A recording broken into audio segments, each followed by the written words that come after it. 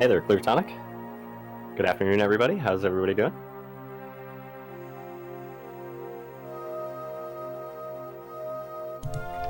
Happy to be here. Cool, excellent. I think we're all super excited. I'm gonna mute for a second on stream and try to confirm with Pop, and we'll probably do a countdown, but otherwise I think we're largely set to go. Sounds good.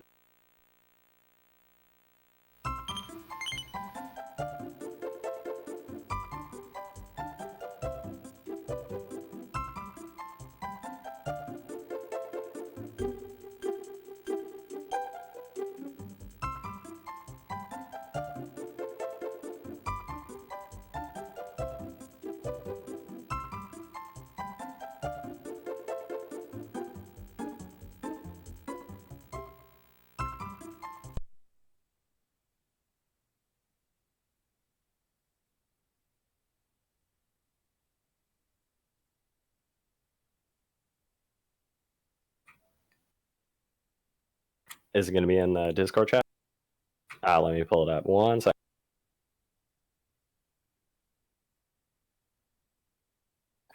Yep, I'm all set.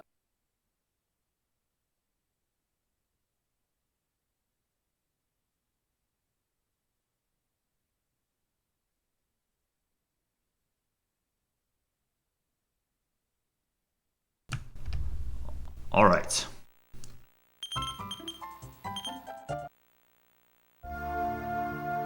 Okay, cool. Sorry, I just had to be quiet there for the start, but here we are, beginning of Dragon Quest III. So we've got two racers with us today. We've got SUMDeaner from the west, and we've got Popson from the east. And they are both fantastic runners of this game, and you'll see their skill shine brilliantly throughout this run, for sure. So I hope so. Yes. So I've run this game as well. I'll be getting back to it actually pretty soon. But I have a decent understanding of what's happening, so I'm going to be your guide through this glorious journey. So Dragon Quest III, it starts out with a personality test in which you first select your hero, and you can choose either gender. It's pretty standard that we choose the male character. And we want to answer questions very specifically. There's 5 different, effectively, like patterns for the opening question, and based on that, you'll go through and answer questions, and we need to get a specific personality. We'll talk about personalities in a minute. Just realize that we have the lazy personality. So with that, we start off in Eliahan, and we are going to go around and recruit a team and progress the story in the early parts of the game, go talk to the king, kind of set up our whole party. So this game, just a few notes about this game. This is a remake of the original NES version of Dragon Quest III for the Famicom. Released in the West as Dragon Warrior 3 for the NES. So this is a remake using the Dragon Quest VI engine. And yeah, so it's a very, very popular remake.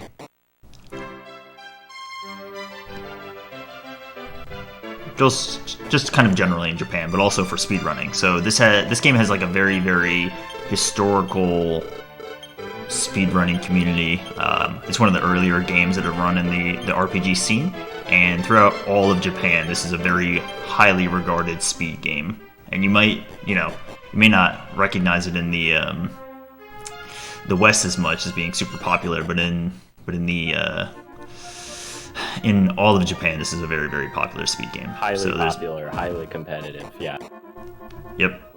Many, many runners, so it's cool. And what that means is that not only are the fastest times very, very fast, but it's also very competitive, and there's a lot of tiers. So,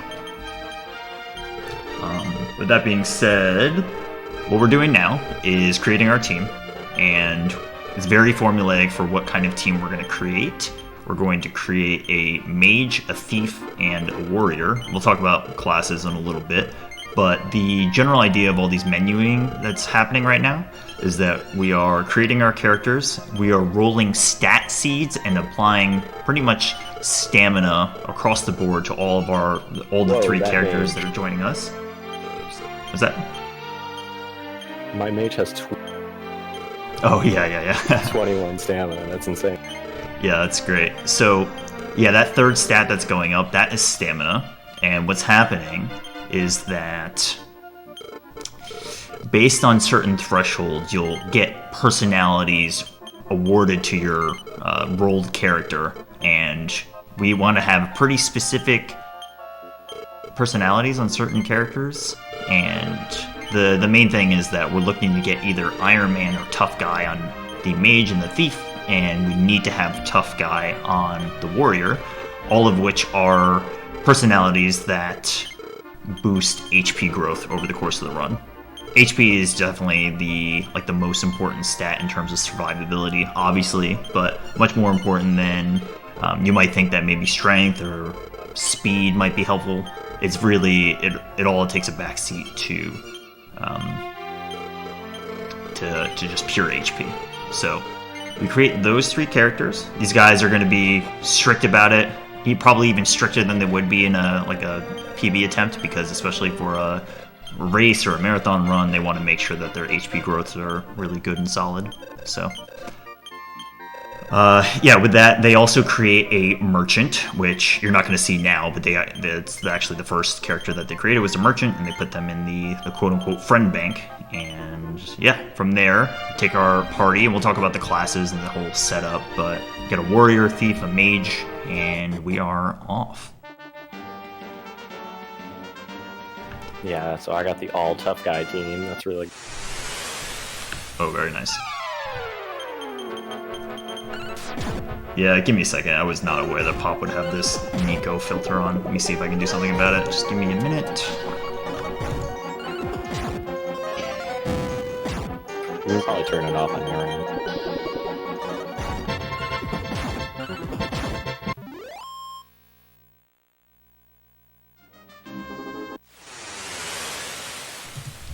Should be good.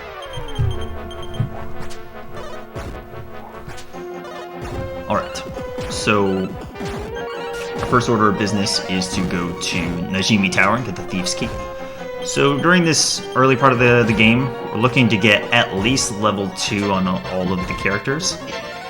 What you'll see is that based on applying many stat seeds to stamina, stamina is going to influence HP growth, so you're going to see a huge boost in HP due to a formula in the game for saying like, okay, you have an abnormally high stamina stat due to all the seeds that you've rolled. Therefore, let's reward you and quote-unquote catch you up to the HP that you should have. So when you get to level 2 on the 3 characters that are not the hero, that'll be reflective in their HP growths, specifically on level 2. So it's very important to get to level 2 with everybody. Hero, you won't see that effect because we haven't applied any stat seeds there. So. Yep, and you see on Pop's side, getting into town, he's opting to use the inn here, which is kind of interesting, and has bought a bunch of herbs, a few chimera wings, sold a few seeds that you pick up early. Those allow you to effectively afford these purchases. So herbs are going to be used very, very heavily throughout the entirety of this run, up until like the 2-hour-ish mark. Maybe a little less than that, but they are very, very useful.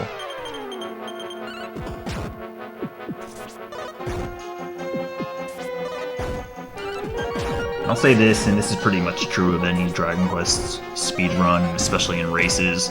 There's a lot of back and forth, especially in this game. There's a lot of back and forth, so like any early lead can be squashed immediately. Like it's very much you do your best to prepare over the course of the run, but don't be perturbed by like small leads. Things can get out of hand within the first like 30 minutes, and like significant leads can add up, but never think that it's super significant. Yeah, the biggest potential lead change actually comes at the very end of the run. So what I kind of like about this run is a lot of things can happen. And so I think it rewards the racer that understands, has a broad understanding of the run and how it works, and is flexible to adapt to the sort of disasters that you're bound to face along the way. That's right. So we're here in Najimi Tower. It's a fairly straightforward tower. There's only a few floors. Things can get like a little dangerous, but it's rare that you have actual issues here. You only get a few fights. But like I was saying before, you need to do your best to try to get all the characters to level 2. Pop has no issues, and SUMDeaner's right behind. And yeah, actually those moths that you just saw in SUMDeaner's, that's a good example of how there are many encounters in this game, some of which you can fight and some of which you just can't. And those moths are fights that you just, see them again, that you just cannot fight because they are just, not only do they have a decent amount of HP, but they can cast Surround on your party. So you'll see this throughout the course of the run, that the players need to have a very, very good understanding as to what encounters they can fight versus ones that they can't. And I think what's somewhat unique about DQ3 compared to some other DQ games is that you're fighting random battles a lot. You're not just running from battles. Sometimes your best option is to run from battles because either the experience isn't worth it or overall it's not accretive to going fast, but there's many fights that you do fight your way through, and it's really up to the player to have a diverse knowledge of the game and how to handle things, but not only how to like get through battles, but how to get through battles specifically quickly and efficiently and using the least amount of resources possible and all that. So it's a complicated game for sure.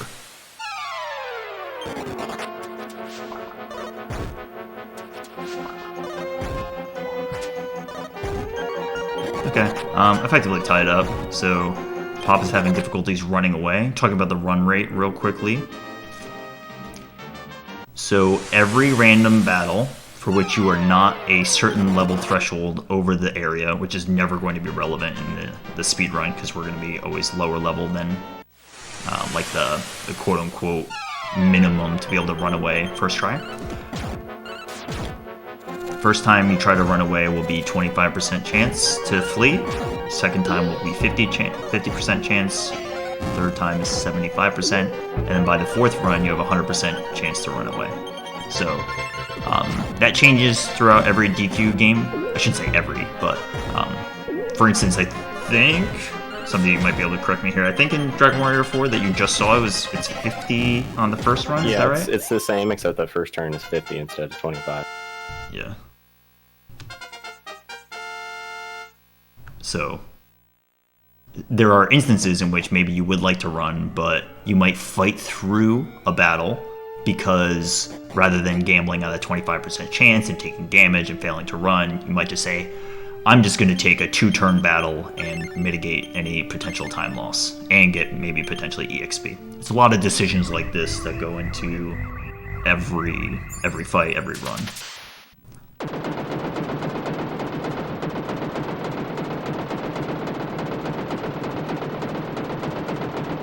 You'll see SUMDeaner just went in and out of an area. This is a very important concept that, I guess the modern, I'm not exactly sure when it switched over, if it was in the 5 or 6, because it's definitely in 6, but maybe in Super Famicom 5. But the idea is that they implemented this system rather than just having pure random encounters based on the step that you're on. There's a quote-unquote threshold system that says set your value at some random value within a bounds, and as you take steps, that value gets towards, or I guess decreases towards 0. And once you get into 0, then you get into an encounter, and then it resets that value, and you walk around, you get into a fight. And what that means is that there's a lot more closely bound limits on how many fights you can get in certain areas. So all that's to say is that when you see these racers go in and out of an area, it's not that they're getting lost, it's that they're specifically resetting that threshold so that they can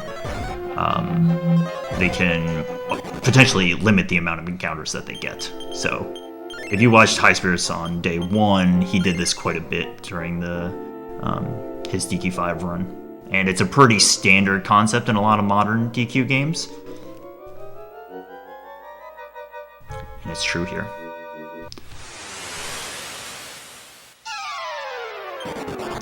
Alright, we are in Magic Ball Cave. Looks like Pop has level 3. He's chosen to fight through a few more encounters than others. A lot of the encounters in this cave, neither player will be fighting for the most part.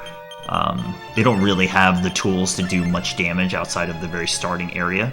The hero starts with a copper sword, so it does a decent amount of damage, and the mage has blaze. You can do some damage, but once you get into this area, there's not too much you can do.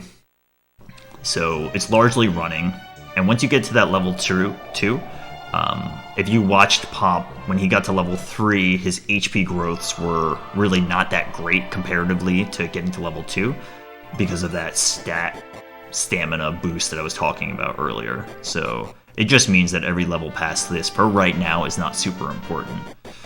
Okay, it actually looks like we're all tied up, and that's what I mean. It looked like somebody was a little bit behind before, but he ran away a few times faster, and these guys are basically, at the same point right now. I think Pop's got a slightly higher level lead, but that is pretty inconsequential. They're both opting to leave immediately. If you want to play safe, you can decide to buy some gear, but the nature of what we're about to go through is rough on the psyche. But the idea is crazy, yeah. Yeah, the idea is we are going to blitzkrieg and go towards the pyramid to try to get the magic key. And there are no bosses. All you have to do to get to the magic key is run away from encounters and stay alive. So the game expects you to go north and deal with Kandar 1 and Champagne Tower, go to Kazav, maybe try to go to Portoga, get some levels, get some gear. But we're not going to do any of that. We're just going to straight up do our best to go straight south, stop in Asalam, and then head towards the pyramid and go in. And you can see that these enemies are highly, highly dangerous. So some enemies are more dangerous than others. The one you just saw on Pop screen is not so bad. You'll see that SUMDeaner took 1 death and made it to Asalam. Pop is close behind, but honestly, getting to Asalam with 1 death is like pretty good. If you get there with everybody alive, like Pop just did, that's like very, very nice. But you don't at all expect to kind of make it through this whole stretch clean. Characters will die. You'll see a lot of very safe healing, and that basically, unless sometimes, based on the fire caterpillars, sometimes you won't heal a flame away. Pretty much any other physical attack that you take, you will heal everybody to max HP. And again, like, you don't have infinite resources. You have to manage what you've got. Thankfully, reviving characters at this point only costs 10 gold and does up until, I think, level 5, somewhere around there. So it's relatively cheap.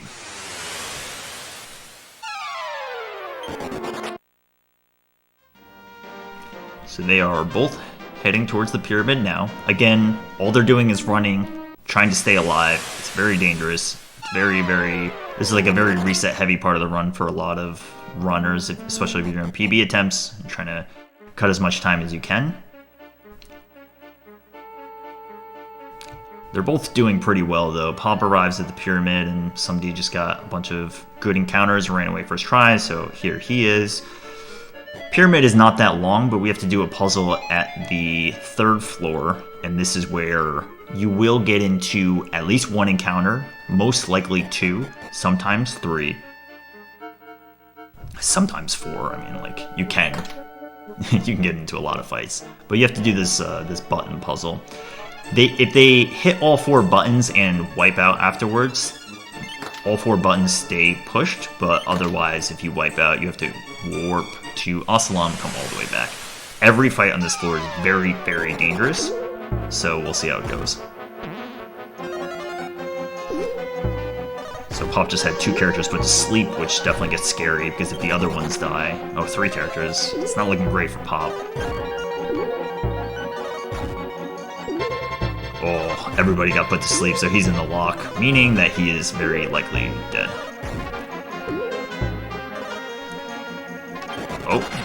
Oh, he almost had a chance.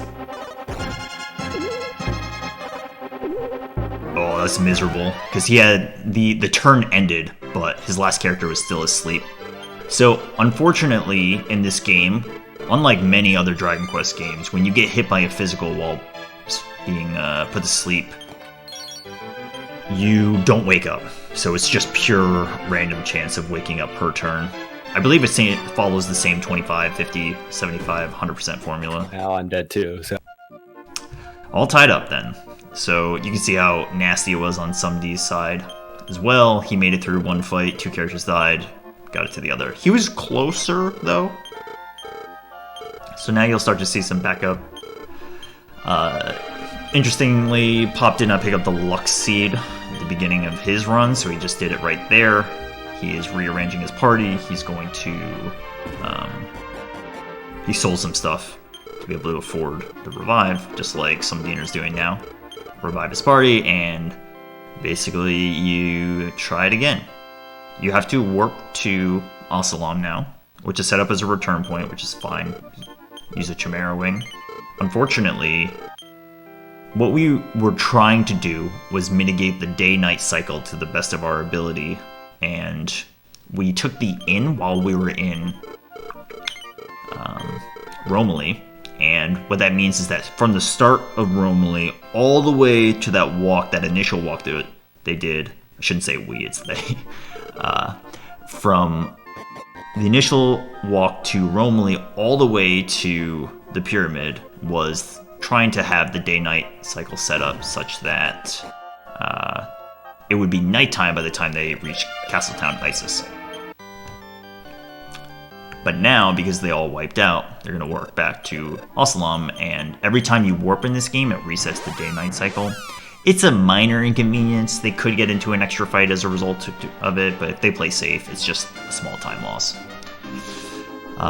Smartly, with these guys, both of their strategy was, I'll just try the pyramid once. If I get through, great. If I don't, I will revive my characters, and then you see them talking with this nun that is saving the game.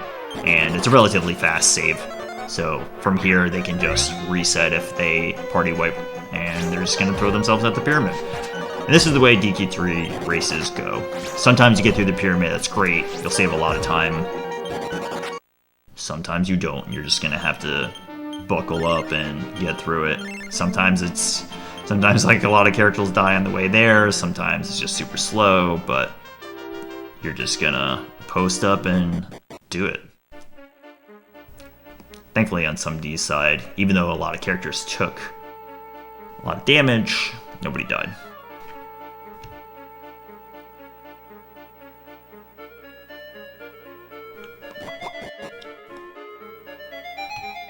It's so weird seeing the pyramid in the daytime.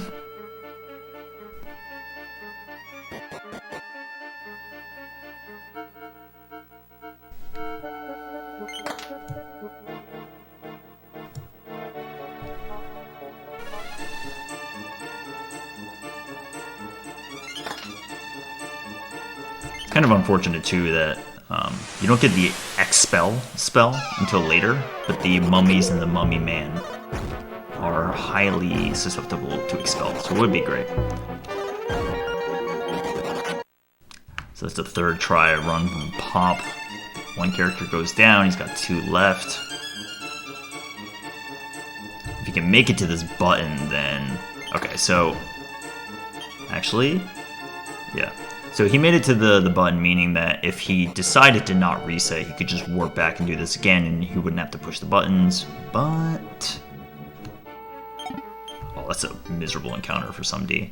Okay, Pop makes it through. Really early, too. Yeah. So Pop makes it through. He's going to attempt to make it to the top floor and pick up the flashy clothes, which are going to sell for 975 gold. And if he party wipes on the way up, it's not ideal, but he can deal without it.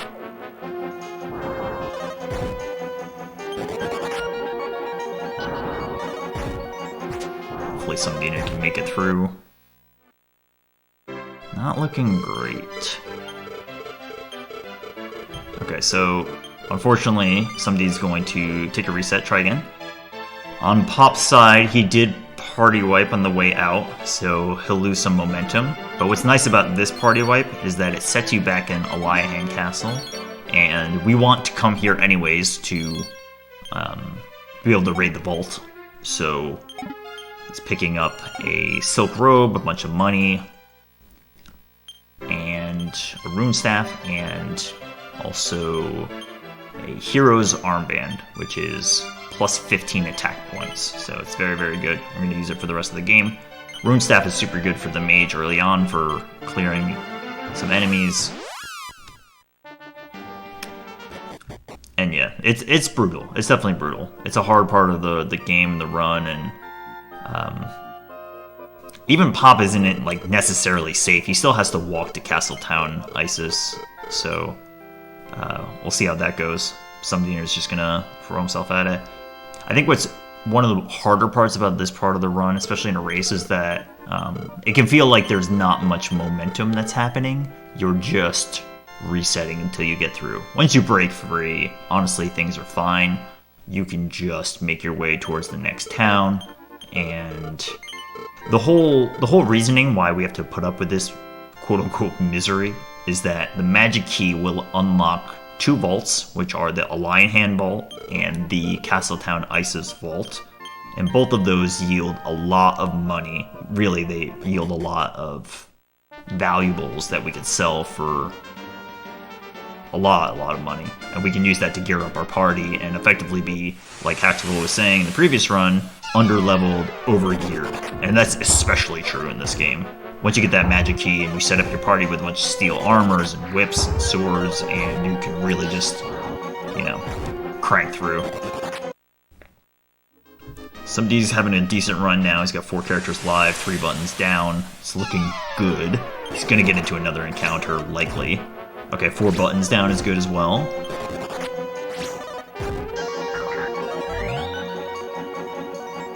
Okay. First try run, can reset on the stairs here, looking good. Oh, it doesn't even need to, yeah, the threshold wasn't that low. Ooh. Well. Still gotta fight. That's just stupid, but he's good. He made it through, and all characters alive is great. I mean, honestly, Pop is about to wipe right now. Oh, he almost got away from that too.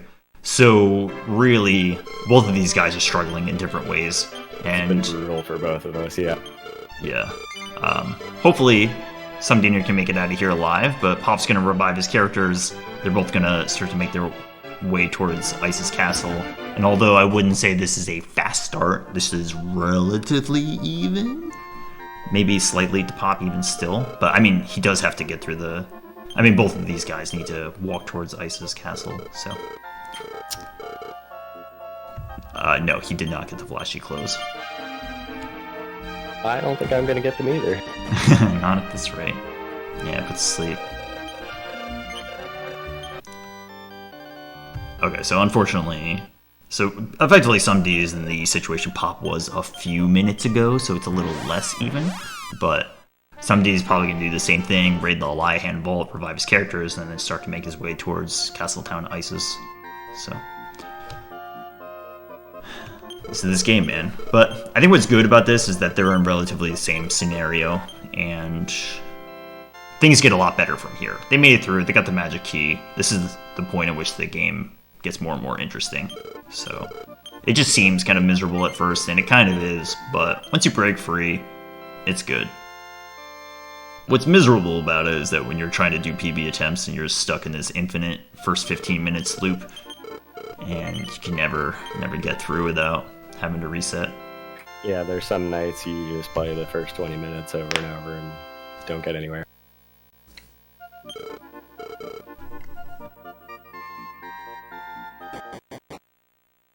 Trying a little greedy here, but hopefully it'll be okay. It's gonna go for it.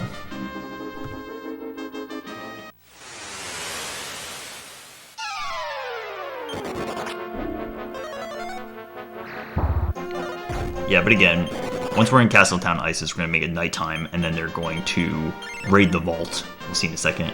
And then everything gets safer pretty much immediately. Not super safe, but way, way safer.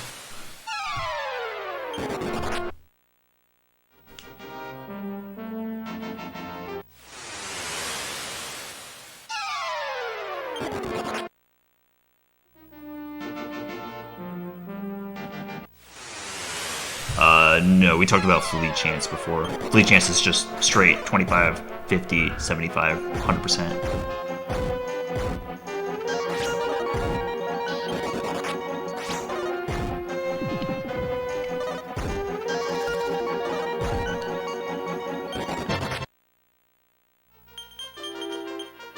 Alright, Pop is so close. He technically can get into a fight. On Desert Tile is the bare minimum, I believe, is 2, which is really rough, like 2 steps before you get into a fight, but that's super unlikely. There's a bell curve of, based on that depletion I was talking about before, of the minimum number of steps. If you're on the overworld and you're on a mountain, it can be 1 step for a fight, but it's like super rare.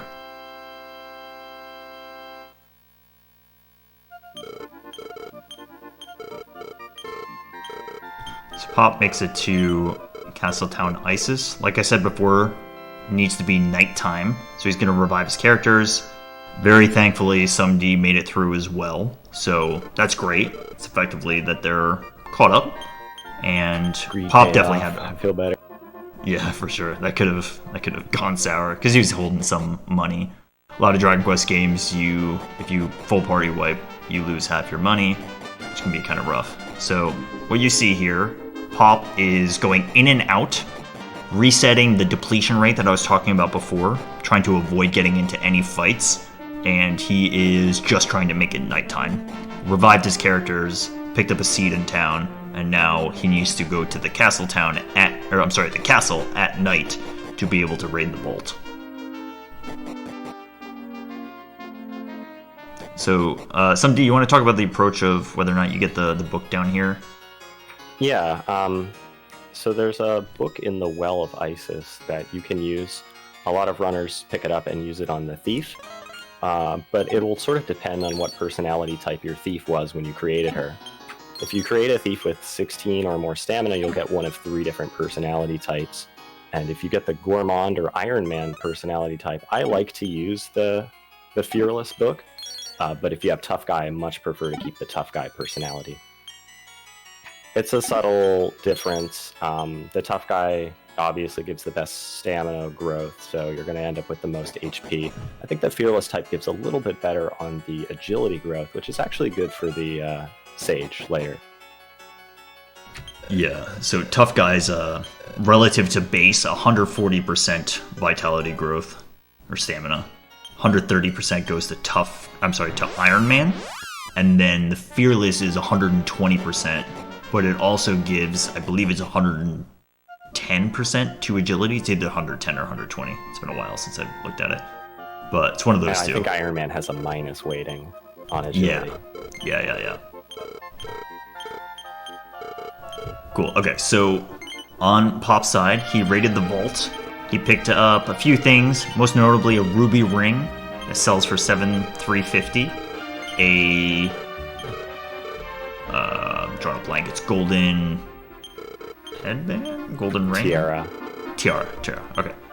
Tiara that sells for 3,000. A few other things. So Pop just bought, and SUMDeaner is just about to buy a bunch of equipment. It's mostly armor, helmets, a shield for the warrior, and also it's either now or he'll do it in Portoga, will be the steel broadsword. And then we're going to save some cash to be able to purchase whips when we get to Portoga.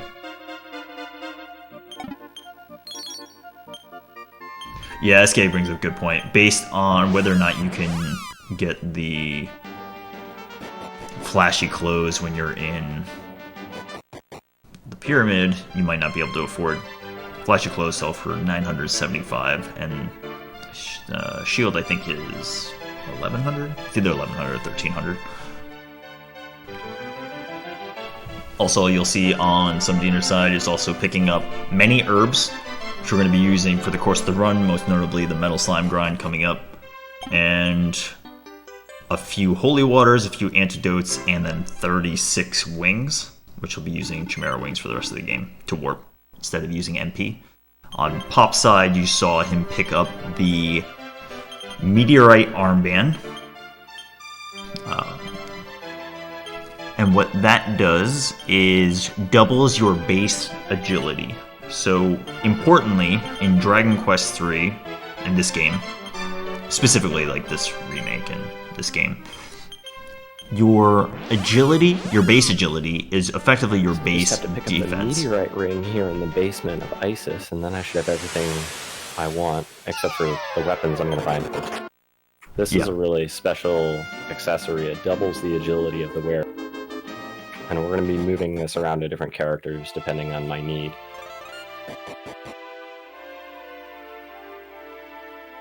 That's right. Alright, so like I was explaining, the base agility is your base defense. So it means that fast characters have fast defense. And what that also means is that characters like the warrior, who are very slow, actually have very bad defense. And you get gear to be able to beef up their defense. You'll see this pretty significantly later in that straight, especially when you get to Zoma. Your inventory is all messed up. And things up. Yeah, so if you're super late in the game, you'll notice that the Sage, who's going to be effectively evolved from the Thief, is going to be taking less damage from physicals for the most part. Depends on their gear, but yeah. Okay, so yeah, Pop made it through. Going to Portoga can be difficult. There are a few nasty encounters on the way here. And again, we got through the pyramid, we had geared up, we got through a difficult stretch. But even this over here is also difficult. And I think from there, it's like, it's still scary, right? You're still trying to make it through. There's a very famous encounter called the Lumps. It's not too often we get fights here on the way to Portoga, but when we do, the monsters are really strong. I don't want to see anything. Lumps.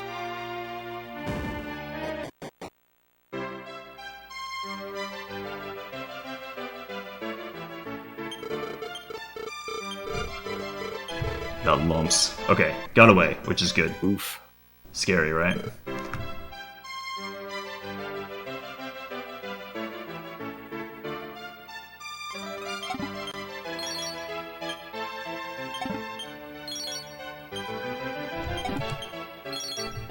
Alright, while we're here, you see on Pop's side, he is accessing the vault. So there's a few things that are in here. Specifically, there's the Mafuji no Sue, which is the stop spell wand. Just allows you, or it's called the Mist Staff. It just allows you to get a free cast of stop spell. We're going to use it for a little bit, but we're also going to sell it later. And went to Portoga for accessing the letter from the king, which we're going to use later when Pop gets to trying to cross the cave. Give it to the Norud, who blocks the way to the whole Dharma side of the continent.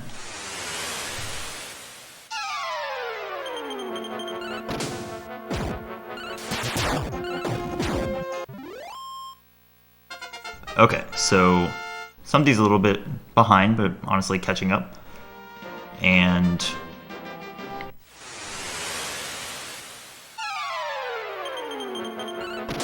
yeah, so Pop is fighting a lot of encounters now. So we're all geared up, right? We've got armor, we've got a whip, or we got a steel broadsword, and we got 2 whips. So the hero and the thief have steel whips, and we're just gonna clear out encounters. We want to, on average, get to around level 5. Depends on the characters. Hero, it takes a little bit longer to level up. Thief takes a little bit less to level up at this point in the curve. So it's pretty standard to see around 4, 5, 6, 5. But somewhere around there is right. And the goal is to be able to get through Kandar 1 around those levels. So we're just going to fight things along the way. You'll see that Pop runs from encounters now and then.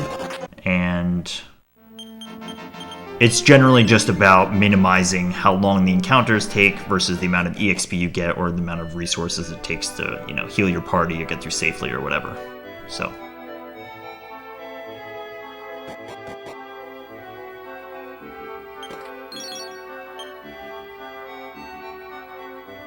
How you feeling, SUMD, after that lump encounter?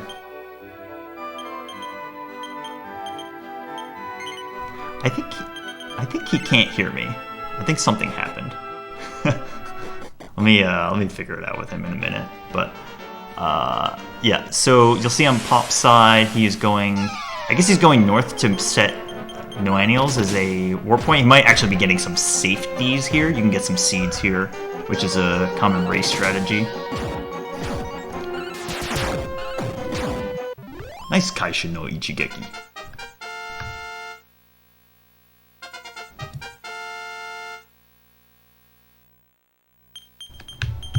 And yeah, so SUMD's just kind of catching up. Same thing, just starting to get some levels. While to get some levels, I'm just going to try to figure out SUMD. 1 minute. Oh, that's weird. Can you hear me? No. Alright, 1 second. Move me back in a sec, Tonic, please.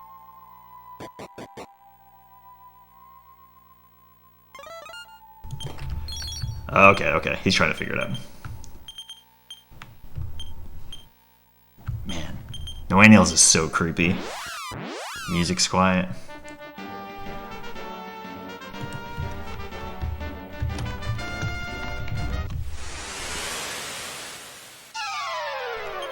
Yeah, it's a good idea though. So, we haven't talked about seeds. Seeds are super, super important. What seeds do are permanent stat gains to your party.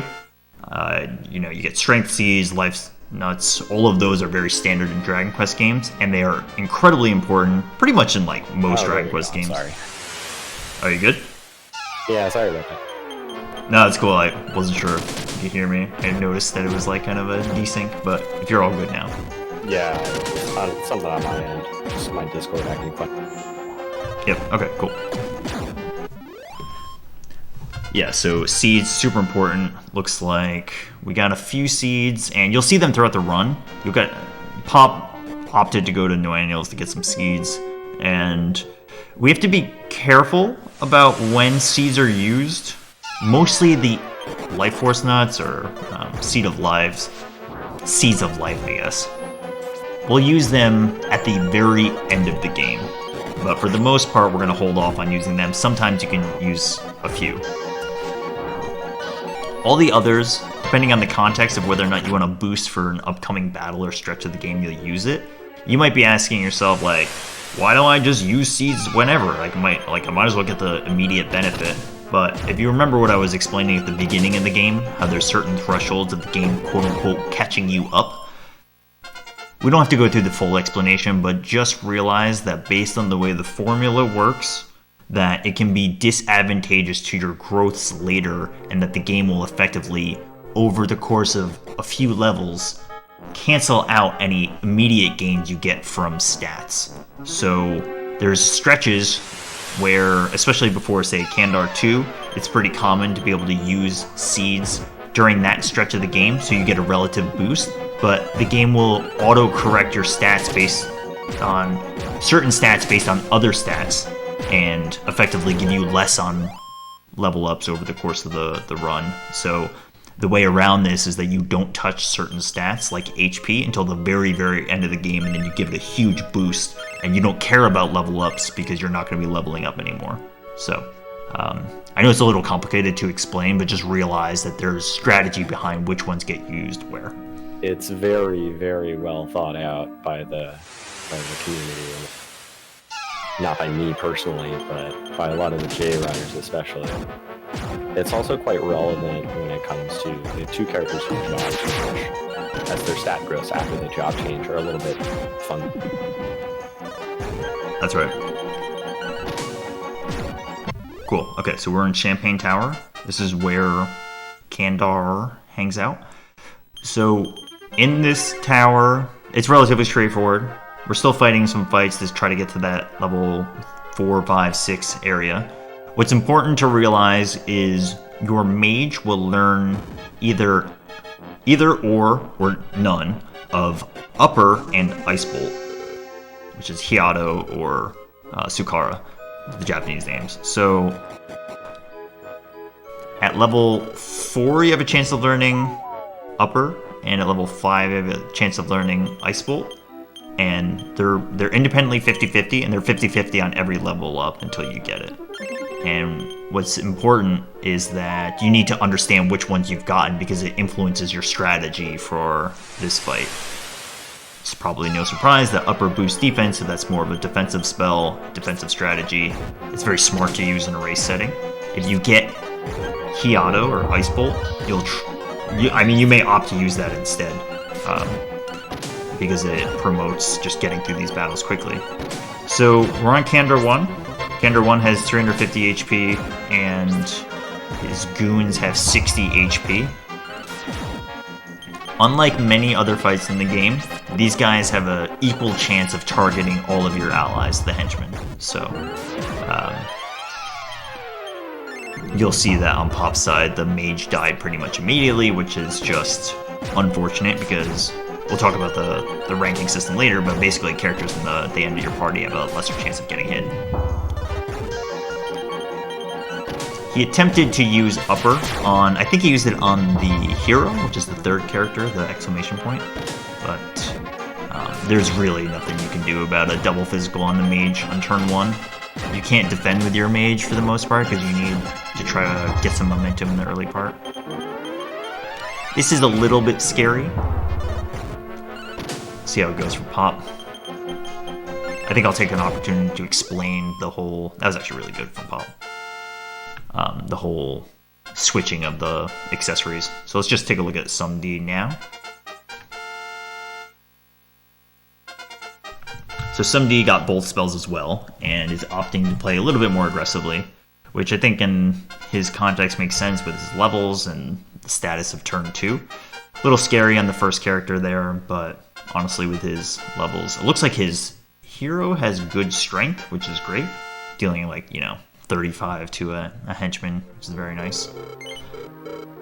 And again, you need to very well understand the damage values because your hero does a certain amount of damage, Ice Ball has a certain damage range, and if you know that henchmen have 60 HP, you can spread out your attacks to maximize how much damage you do across the board and minimize how many turns it takes to clear them out.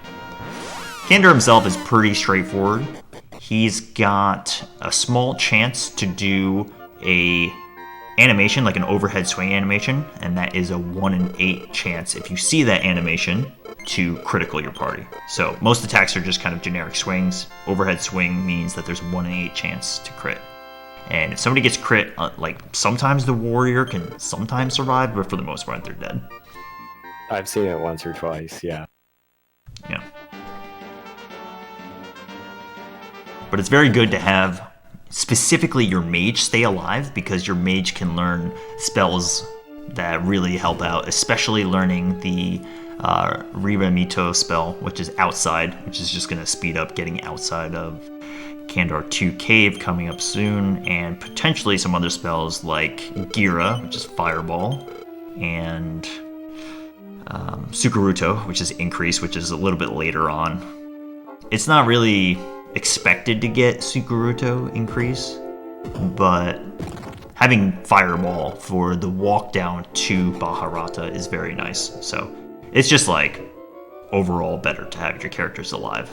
Some fights it doesn't matter so much, but in the early game and actually around the time of Orochi 2 it can matter as well. But there are fights where it really does help to have everybody alive.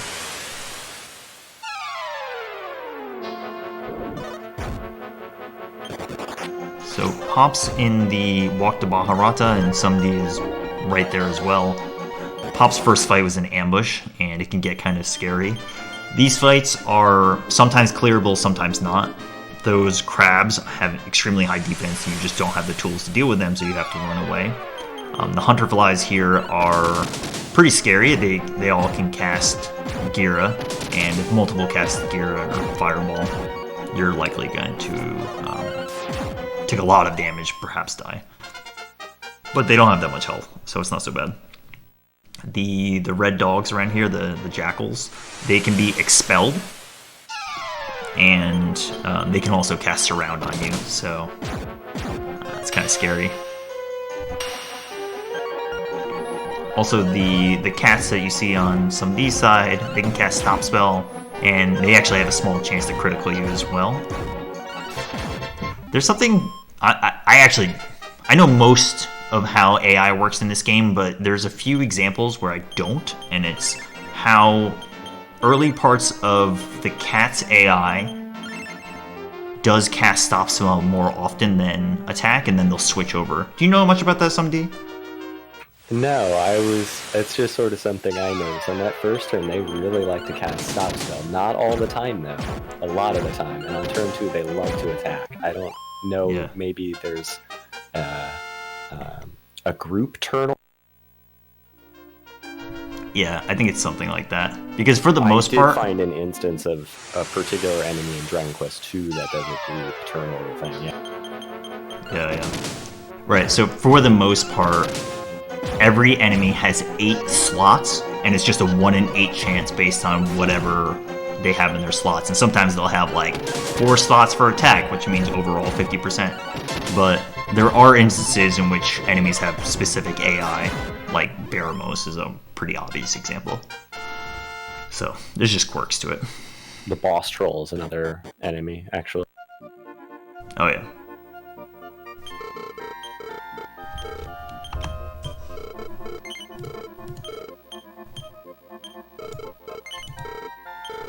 Okay, so Pop is in Baharata, and generally making progress towards Kandar 2.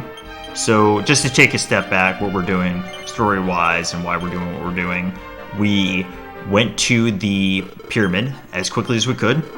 We defeated Kandar 1. Kandar 1 unlocks the Kandar 2 spot. Then Kandar 2 through the main quest to get the king the pepper awards you the ship, and at the point that you get the ship is basically the point which the game is open, and then your next goal is to collect 6 orbs to summon Ramia. It's kind of small scale at first, and then it blows wide open. So naturally we want to get the ship as quickly as possible so that we can roam around the world and do all of our stuff. So with that, we're just in the phase of taking down Kandar 2. And our party's coming together, they're around level 10 or so, and we're definitely going to have to do a grind and gear up for some of the later bosses. But there aren't that many bosses in this game, so every one is kind of significant, and you pretty much scrape by as little as you can. There's a rough, like a rough 20 to 30 minutes in which the bosses are kind of nice. Usually Boss Troll and Orochi aren't so bad. I wouldn't say they're free, but they're relatively easier compared to some of the other bosses. But we'll get there when we get there. For now, we're just going to focus on Kandar 2. We technically have access to Dharma Castle and being able to switch jobs, but we have to get to level 20 anyways, so we're putting that off until we get to the ship, and there's a very good reason why. But for now, we're just going to be able to make do with our current party to get through Kandar 2, which is coming up now. And again, with this theme of picking and choosing encounters, you want to get experience as much as you can. Sometimes there will be fights where it's just not worth the experience. We're going to be going through a pretty significant grind section soon, so we're not super worried about levels, but even like a level or 2 here as we get through to Kandar 2 can boost your relative stats just enough to make some of the, especially that first henchman fight that's just about to come up, making the speed a little bit more palatable for both your hero and your thief. It can make that fight go much more smoother. Sorry, the mage and the thief. The heroes, whatever. Okay, so you see on Pop's side, picking up a stamina seed, and there's a whole bunch of seeds downstairs, which you'll get. So I'll talk briefly about the whole accessory swapping that I was talking about before. So there's 2 very important accessories in the early and mid game of this game. I mean, you use them the whole game, but they're especially important here. You have the Meteorite Armband, which doubles the speed of the innate agility of whoever has it equipped. And then you have the Hero's Armband, which is plus 15 attack. During boss fights, the Thief is going to have the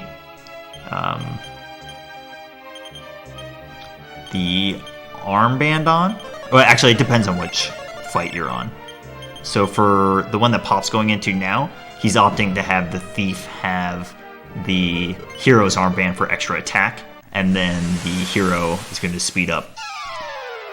Then, when you get to Kandar 2, it's going to be the other way around. And basically, the point is that you'll only put the Meteorite Armband on the Thief when you really, really need to guarantee that the Thief goes first to heal. Otherwise, you want to spread out the attack across the Hero and the Thief.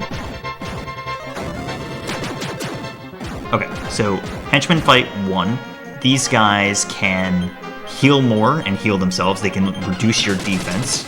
And they have, I think it's 120 health. It's not a ton, but it gets tough when they start healing themselves, and yeah.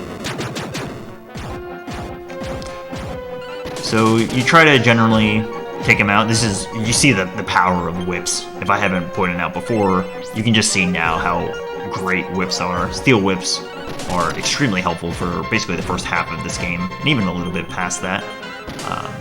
You're just like really getting the huge benefit of area all attack, especially when it's one group like this.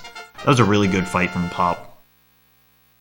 Something we should talk about too, and you'll actually see it on SUMDeaner right now, because he got hit by defense, which decreases party defense, and what he can do is in the menu re-equip a piece of equipment, which effectively resets that defense value of that character back to their base rather than having their adjusted downwards. So it's a really, really nice quote-unquote exploit that otherwise this fight would get really, really nasty.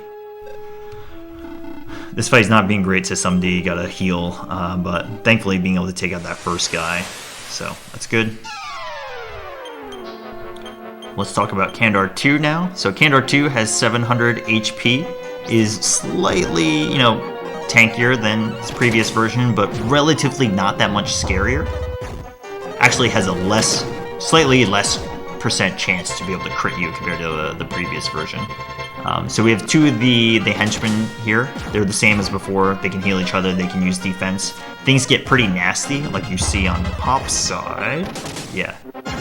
Kandar 2 just did 40 damage to the hero, which is a lot. It can just be nasty if the henchman uses defense and then Kandar uses attack on the same turn. But thankfully, nobody died, which is good. So from here, once you take out the henchman, largely the strategy is to boost up your defense on your team, and you don't have to worry about healing so much, and then you just go in and on attacks. This fight is really not that scary. Like I said before, with Kandar 1, also applies to Kandar 2. If you see that big overhead swing, that means a 1 in 8 chance of a critical is coming through. Criticals are relatively less scary here than they are in Kandar 1, but if it's the Thief or Mage, they're likely dead, which is no good. But honestly, once you get upper set on everybody, you just kind of coast. Make sure people have enough HP, you don't really take that much damage. You just kind of go through. You'll notice that Pop's last character has 8 MP, which is just enough to be able to cast the outside spell, Najimi Tower. So it's just very well routed based on the number of casts of other spells to try to, save that MP so that you can use outside. Otherwise, you have to walk outside, and it's, it costs, I think, something along the lines of, nice Kaishin. No Ichigeki. I don't know, probably takes like 30 seconds to get outside. Maybe a little less. That was a really good fight from Pop. He had his mage die in Kandar 1, but still got to level 8. And yeah, it's all good. Sometimes Kandar 2 can be a little bit of a slog trying to close out the fight, but as long as nobody's dead, it's really not that big of a deal. Oh. Somebody had a rough turn there where Warrior almost died. I'm out of herbs on the Thief, I didn't realize it. Oh yeah. But yeah, I mean, considering the start that these guys had, they are moving great. I mean, it's really not that slow, so. Cool, so you'll see here, Pop is switching over his... there it is. Suko no Ichigeki. Yeah. Devastating blow. So, yeah. Big overhead swing resulted in the death to the warrior. That one sucks because the warrior, like... You want to kill off later, but it's not yet time to kill off the warrior. So... probably gonna revive, get some levels, then kill them off again.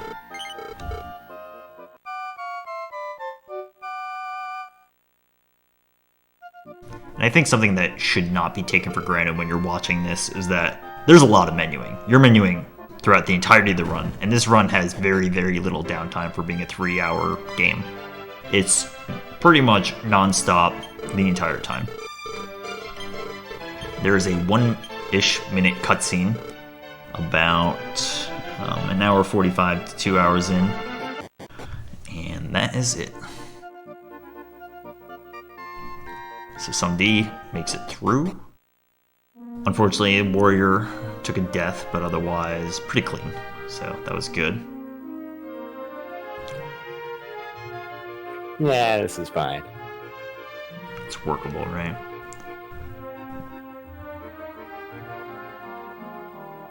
I was explaining about spell learning before. There are some spells that are guaranteed to be learned at a certain level. Like Outside, Reaver Mito is one of those spells. You'll always get it. But there are some that are not. We'll talk about Bykill when we get there. But importantly, the Heal More spell on the Sage is learned guaranteed, which is very, very good. Well... What? There are extremely, extremely rare cases. I've seen it. She just doesn't... That true? I've seen it on Pop Stream one time. I'm almost certain. I wondered what he was doing grinding to level 15, but then he learned... Interesting. I should ask him about it. Yeah, I don't know. Yep. So, Pop just sailed to the town called Su. We're going to be warping back there later, but what's important now is I picked up the Bolt Staff and bought an invisibility herb, and that will allow us to get into Edinburgh. And this is all... I mean, it's for two main reasons. One, you get a ton of money from the 2 pieces of equipment that you pick up here, but then also, this is progressing the ultimate key, final key, quest triggers, which you need, you do need to beat the game. You don't really use it that much in this game, but you need it to get into the Gaia Sword, so you get into the Necrogram. Also, it just allows you to get through to Samanosa as well.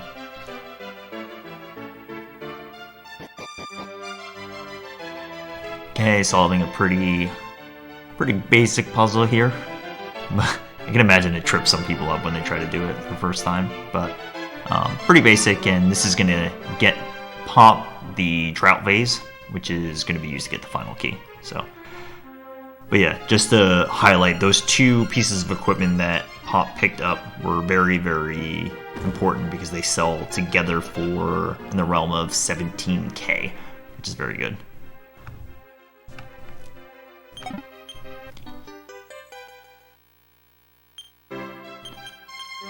Version of this game is Super Famicom. This is the original release of this game, which is a remake of the Famicom version. So, yes, it is basically the second coming of Dragon Quest III. But it's a very, very popular game in Japan, just generally, and then also a very popular speedrun. And Super Famicom, if you're not familiar, is just Japanese Super Nintendo. Pop and I are actually going to do these events in a different order. We're going to do the same things, but just in a different order. There's no real difference. Yeah. Okay.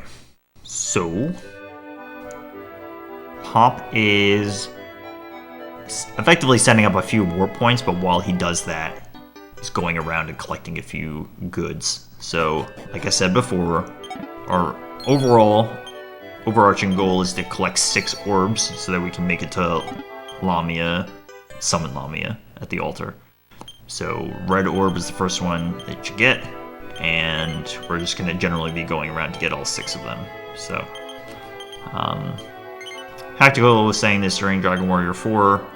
Not only is this an intense menuing game, it's very, very important to keep your inventories both clean and practiced, and that you have a very good idea as to, where things are at certain points in the game. So, inventory management is just like a huge part of running this game, because you can either save or lose a lot of time in your menus. So it's very important to just be clean about it.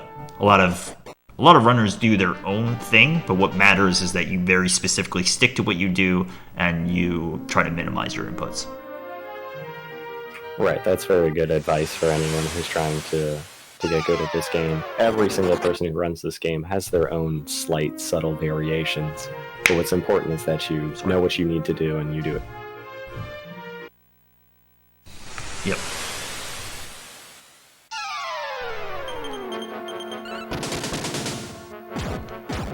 Okay, so Pop just set a warp point at Jipengu, and is setting one at Dharma as well. Like I said before, just picked up around 17k of gold. And what we're going to do now is warp back to Su, and we are going to buy many, many moth powders and a few other things. So we're going to pick up 2 poison needles, which is going to be used on the thief and the mage during the metal slime grind that's just about to start. Those have a 1 in 16 chance of landing a one-hit kill. We'll talk a little bit more about that in a minute. And yeah, he's generally going to sell off a few pieces of equipment on the warrior, who is going to effectively be killed off for EXP sharing, which is something we'll talk about in a second too. So between those things, selling one of the goods that we got from Edinburgh, a few pieces of equipment on the warrior, buying 2 poison needles, and then we are going to buy many moth powders and restock on some herbs if we need to, like Pop is doing now. So the moth powders, we'll talk about all of this in the grind, but they are used to confuse enemies, and they're basically required to be able to do this metal slime grind fast. You can do it without it, you'll just be there literally forever. So with the confuse strategy, you can do it pretty quickly. However, it is fairly costly, as you see, but for the speed run, it is 100% worth it.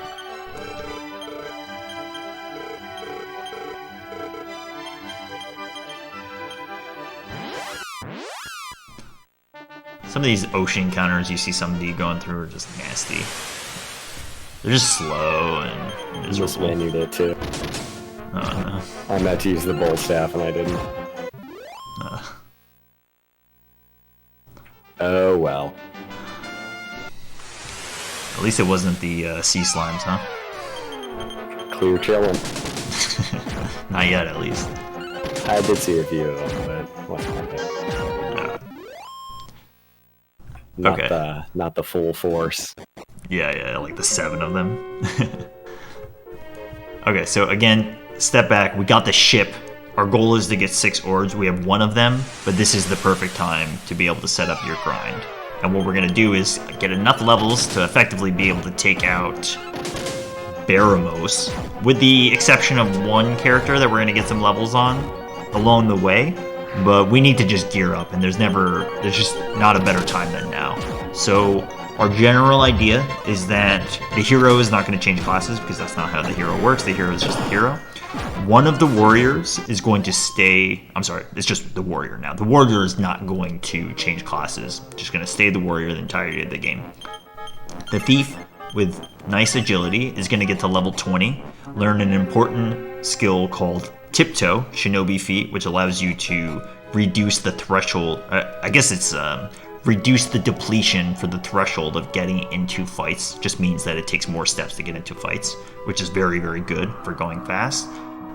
That thief is going to turn into a sage, and the sage is just like one of the most powerful classes in the game, probably arguably the best. and is super, super good for utility and casting spells, and even for doing damage too. So Thief is going to turn into a Sage with high base agility, which is great. And then finally, our Mage is going to get to level 21, learn a skill called Buy Kill, which is twin hits. You saw it in the previous run, very, very important for double attack in battle. Get to level 21, and then it's going to turn into a warrior and stay a warrior for the rest of the game for high base HP with the added utility of being able to cast some spells. So, all that being said, that's what our character setup is now, and if you've got a copy pasta, I would love to see it, but this is the Metal Slime grind. We are here, we are chilling out for a while, we're just going to fight some metals, and this is a significant, nice Kaishin no Ichigeki to start off the Metal Slime grind. Do you feel me? Great. Okay, so Metal Slime grind is a very, very complex part of the speed run because there's just many, many layers of doing this fast. This is an incredible start. This is like a Maru-san PvE start. Like, just straight metals. Wow. That is an excellent way to start. Yeah. 4 down, not bad. Yeah. So that's great. What's happening is there's just many layers to this, right? So over the course of this first grind, so we come back to Garuna Tower twice. This first part, we're trying to get to 20 on the Thief. That's the benchmark to be able to get out of here, because at level 20, we can change class from Thief to Sage. There's a Satori book within this dungeon, which allows you to change into Sage. Otherwise, you can't turn into Sage without being a Jester at level 20. We are going to kill off the Warrior, and the Warrior only needs to get to around level 13, 14, depending on the HP levels. So at this point, Pop is going to start to quote-unquote kill off the Warrior. All this means is that more EXP will be shuffled to, or I guess distributed, to the other remaining alive characters. There's a point at which we may kill off the hero as well, but we're not going to do that for a while. Ideally, the hero gets to level 18, maybe 19, to try to learn Mahoton, which is the stop spell, which is super good. We would like to have that for Boss Troll and very much for Baramos, but it's a 50-50 shot of learning like the others. So, that being said, that's the overall idea. Again, Garuna Tower 1, we're here to get Thief to level 20. That's the first benchmark. With that, every fight is very, very, well calculated based on what you're supposed to do. You're supposed to do your best to attempt to confuse the enemies via throwing moth powders to get them to hit themselves. So, there's many other avenues for trying to defeat metals, like you just saw there, and you saw in the previous battle, or the first battle with Pop, is that, like I was talking about before, with the Poison Needle has a 1 in 16 chance of criticaling, so it's very good, and you'll see there that the Warrior just went down, and that was actually Pop having the character attack themselves rather than the metal, just to try to speed it up. So Poison Needle is one avenue to try to defeat metals. You can do physical attacks. Ideally, you do single target and not whips to save time on animation. Then also, like I said at the beginning, confusion is your main avenue. So confusion is like, it is confusing because there are many elements to how the confusion system works. You can throw a moth powder, which is consumable, which allows you to have one group of enemies attack another group of enemies. So, like you see on SUMDea's right now, he has that left, I think the left moth applied with confusion. And so right there, perfect example. Just did 5 damage. Now, 5 damage is a lot to a metal slime, right? That means that the enemies, when they attack themselves, they have a different damage formula. So what that means is that you can pierce through as a monster attacking another monster. And that's a big deal because it means that you can just do all of the Metal Slime's damage in one hit. And this is great because not only can your party attack they can you can rely upon the monsters to be able to attack each other. So it's great. I mean, it's great if it goes well. So to take a step back, throw moth powders, you can use poison needles, you can use steel whips to attack other enemies, but there's kind of I guess, taking a step back, there's a downside to it all in that the moth powders don't always land. It depends on the type of enemy. So there's a very big, I guess big isn't the right word. There's a very concerted strategy that goes into where you use moth powders and how often you use them, and at what point in the grind are you kind of allowed to be able to spend the moth powders that are on hand. Pop is cranking. This is ridiculous. Like, somebody's actually seeing a lot of medals too, but Pop is just like every other fight is just medals. So it's going like really good. Save some for me. Yeah. So, yeah, Pop is... I mean, you just see all this menuing. What's happening is that there's... Not only is Pop deciding which enemies to kill, he's also deciding, based on how many moth powders he has left and how far into the grind, how aggressive to play to get the kills that he wants. And like I was just saying too, is that certain enemies have different percentages of how much the moth powders affect them. So the moths that you see on the left here on Pop's stream, they have a 100% chance of getting hit by confusion. And their only move in their AI set is to do physical attacks. So they're the ideal candidate to confuse. You see that 5 damage, really, really good. The other enemies, specifically the Garuda and the Metal Slime, those two can, they have about a 70% chance to land a moth powder on them. So it's not perfect, but it's generally pretty good. So you try to do that. You try to land on those. But like I was saying, there are multiple groups of enemies, and one group will attack another. Now, that's the ideal situation. You have 2 groups, you confuse maybe 1 or 2 in each group, and then they just start attacking each other, and it's great.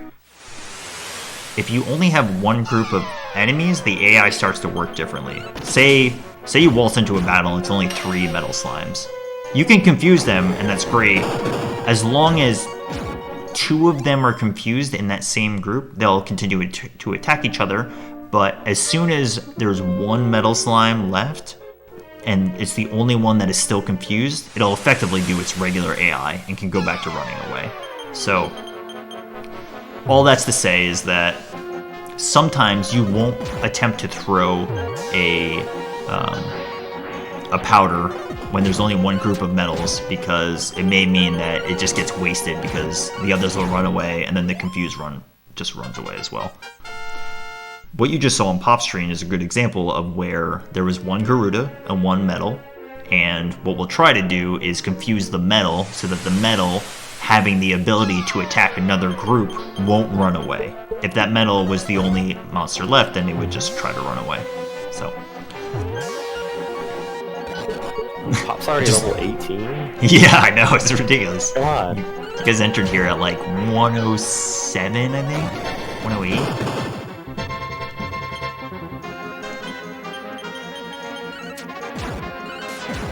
Okay, so yeah, I just like to talk 10 minutes non-stop about this, but the idea is that it's very, very complex, and any runner will tell you that not only is this a very, very luck-heavy segment, but it's also super execution-heavy, and it really requires you to focus, and you can absolutely separate, like, the men from the boys when it comes to, like, strategy and time. Also, run over run, being able to consistently deliver results on this. Even though it might seem like it's all just random, it's really not. There's like a ton of variance in the way that you can tackle each one of these fights, and it's super interesting. I think it's a really hard part of the run to learn when you're first getting into this game. Some people might think like, oh, the final boss is hard or Baramos is hard, but I think getting out of this without blowing all your resources and blowing a lot of time is perhaps the hardest part of learning this game.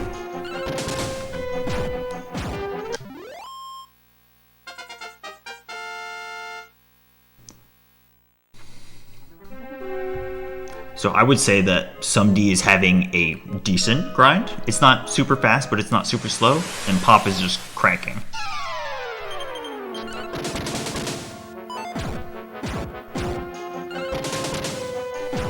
So Pop's hero, first character, exclamation point. Oh no, I'm sorry. Sorry, I'm confused because I always name my hero exclamation point.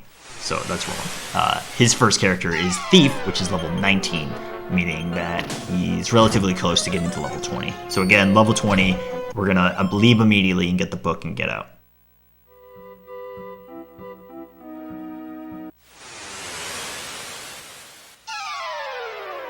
Yeah, see, somebody uses exclamation point. It's all about just menuing and like what you're used to. You can name them whatever you want, but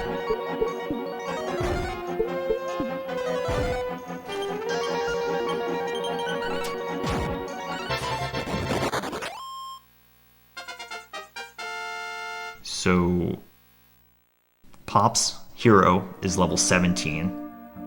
At level 18, 50-50 chance to learn Stop Spell, and at that point could potentially kill off the hero. My guess is that he would if he learned Stop Spell, but it's kind of up to you.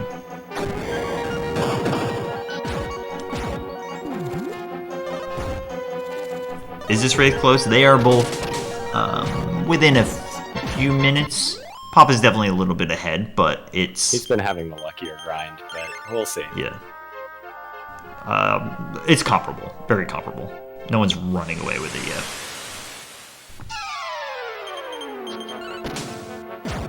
Oh yeah. So these Sky Dragons are actually the most dangerous enemy here. They have medium breath attack, does between like 30 to 40 damage to all your characters. The most dangerous encounter in here is one Sky Dragon, 2 Gerudos, where the Gerudos can cast Fire Bane on you, which is kind of scary. But the Sky Dragons are one of 4 enemies in the entire game that are 100% susceptible to the Expel spell.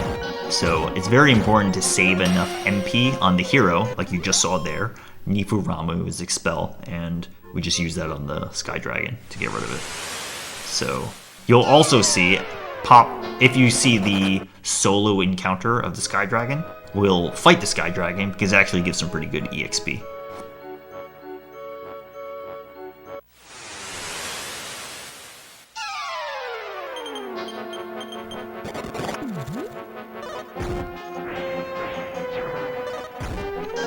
Pop is just about to wrap this up. Like I said, this is one of 2-part grind section. We're gonna come back, but we'll talk about why we come back when we get there.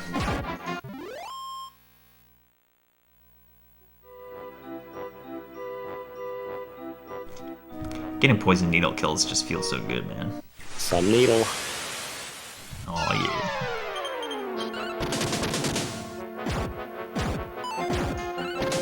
And if you notice on Pop's side, this is a basic encounter, right? Just 4 times Moth, but what I was saying before is that naturally you level up from early teens to late teens and your damage ranges change a lot, right? It's very reasonable that, yeah, you just saw the hero wipe out the entirety of that 4-pack.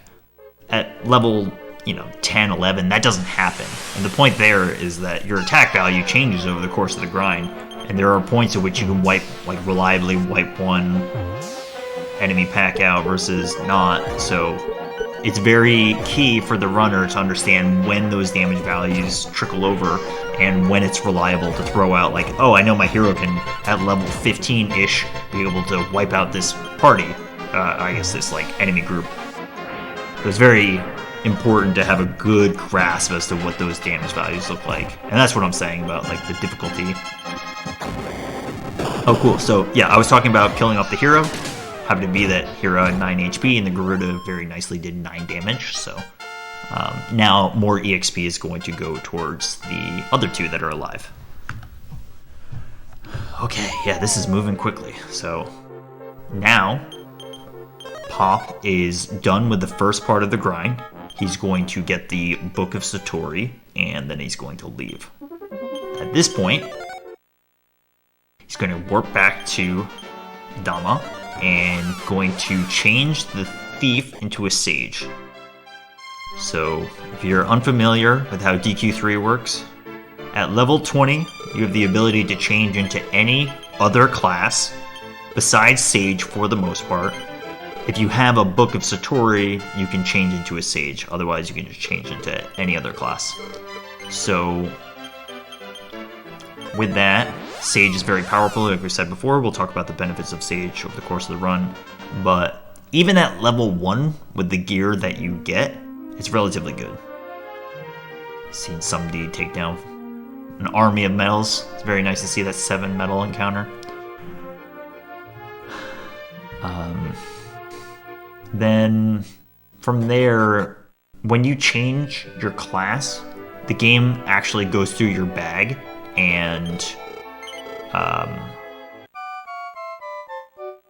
it basically optimizes, which is strange, I think, because optimize is not a thing that's like in this game or for a lot of earlier Dragon Quests, but it does it. It goes through your bag and attempts to optimize and put the best equipment on that it can. So... Oh, I killed 1. That was great. Great, yeah. Those encounters are rough because usually you throw a lot of moth powders and you're like, this is it, and then they all run away. And that's the metal slime experience. Yeah, 2 failed moth powder and I only killed... Yeah. And not only does moth powder only have a 70% chance, your party can just throw moth powders on the same metal, which is just a waste as well, which sucks. Okay, so Pop changed his thief into a sage using the book, and now has the Drought Vase has access to Shinobi Feet, which can limit the amount of encounters, and is nice. That sucks. So yeah, the Krabus there has a small % chance. I think it's 2 out of 8 chance to roll a 1 in 8 chance to critical.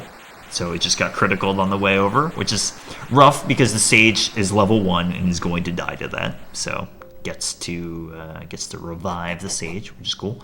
But it's fine. We're here. This is where the ultimate key is. You take this opportunity to do a little bit of menuing and cleanup. Most of what's happening here is that... Alright, I guess he's going to put it off because he's got to revive, so it's not that big of a deal. But basically what's going to happen in the inventory is that we're going to put some moth powders on the sage and switch over equipment such that the sage is going to get the steel broadsword from the... It's either the warrior or the hero, depending on what he did. And put it on the sage so that the sage can both use a whip and can use a steel broadsword to single target. It's going to take the... it's going to put the hero's armband, which is plus 15 attack, on the sage, and then put the meteoric armband for double speed on the mage. Right now you see distribution of the moth powders.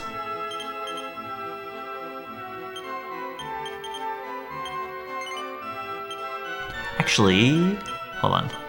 Oh yeah, so I think he kept the heavy metal ring on the mage. I kind of got lost in the menu there. So we didn't talk about it, but the heavy metal ring changes your personality and can influence stat growths such that you get some more HP, which is good.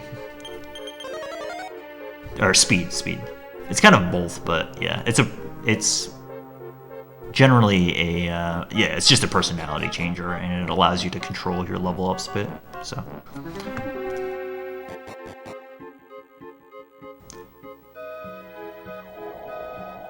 Okay, so SUMDeaner's getting close to the end. I would say his is a little bit more standard, starting to slow down a bit, I'd say, but it's really not bad. Sometimes it's hard when you get to the end of the grind to try to clutch it out. Just clutch out that level 20. Okay, so we're back. Fight. Yeah, that was good. 4360 is great for our 3 characters. We are back. We are in Garuna 2. Like I said before, our goal is level 21 with the mage. We also have a goal of getting to level 14 with the sage so that we learn heal more, which with this setup should be fine.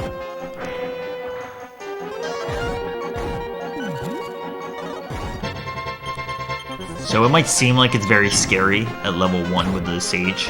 Outside of getting crit by the crab earlier, it's actually relatively safe because, like I was saying before, your innate defense is your agility, and when you class change from Thief to Sage, you get half of your agility stat. So when you change classes, all your stats are just halved, and you put back a level 1, which might sound like a lot, but it's actually not. It's like pretty good, and it's accretive to gains, especially your first job change. So once you change into a Sage and then you level up a bunch, your stats are actually really good comparatively. So with that, just kind of moving forward with this grind, our goal is to get to level 21 with a mage to learn buy kill, 50-50 shot. A lot of strategy goes into trying to know specifically how much EXP it's going to take to get to level 21. In most race scenarios, people will get to level 20, get close to 45676 EXP. That's the amount of EXP it takes to get to level 21. And at that point, once you get over that barrier, you hit 21. But the idea is that you want to save when you're close to that, so that you can save, get into a fight, roll your 50-50 chance. If you get the spell, great, move on. If you don't, reset, try again. That's the general idea. Now, unfortunately, there are some scenarios in which, say I needed like 2 metal slimes to get to level 21. Then the game throws at me a 7 metal slime fight. I'm forced with a difficult decision of saying, okay, I can either just go all in and take this metal slime fight, because they're kind of, you can take what you get, or I can back off and play it safe. So it's kind of a gut call. Like I said before, it's 50-50 based on every level up, so you can get to level 21 and fail to learn it, but then you can just keep going to level 22. But, so you can imagine, the EXP required gets worse and worse. So in most race scenarios, runners will get to level 20 and then be very, very careful about leveling up to make sure that when they get close to 21, they save and they leave and they go do the whole setup. So it's just, sometimes it can be tough or tempting when you're close to that threshold, about to leave and save, but then the game throws a bunch of medals at you. Some stars in your eyes. Yeah, you're just like, I can do this. I believe. And just another note, this game is very, very, very well studied. There are many, many, many, many hours that were put into between both the Japanese side of things and even on the Western side of things. We've looked at this game very, very heavily. And the randomness in this game is frame-based, so it just means that manipulation is pretty much off the table whatsoever, because it is quite literally frame-based. It's not based on, some other DQ games have things that where you can manipulate based on like a step threshold or NPC movement. There's none of that. This is just straight frame-based RNG. And that importantly means that it's not just some made-up number for 50-50. That's literally what it is. It's 50-50 shot. So it can just be brutal. I think I said it, but just this is kind of rough. This is what I was talking about. SUMDe, he's like trying to get to level 20, almost there. It's just trying to clutch it out. So on Pop side, I think I said it before, but level 14, heal more on the Sage. That's a guaranteed at level 14. It's kind of a math problem, but you have to be careful about leaving Garuna Tower with too much EXP on your mage compared to when you try to get into this area.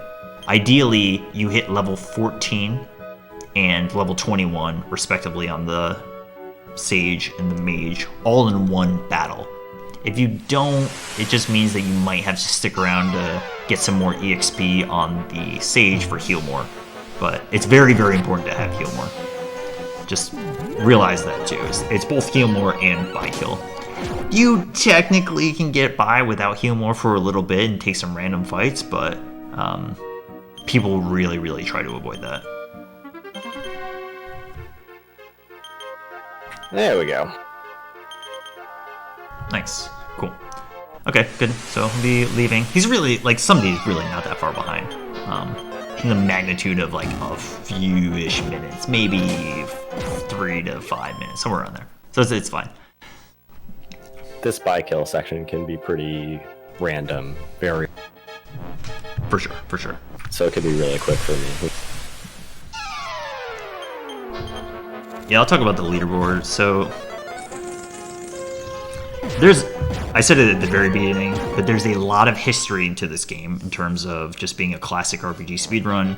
It's one of the oldest and definitely one of the most competitive speed games in the world, and I think sometimes people don't understand or appreciate that, but it's very, very historied.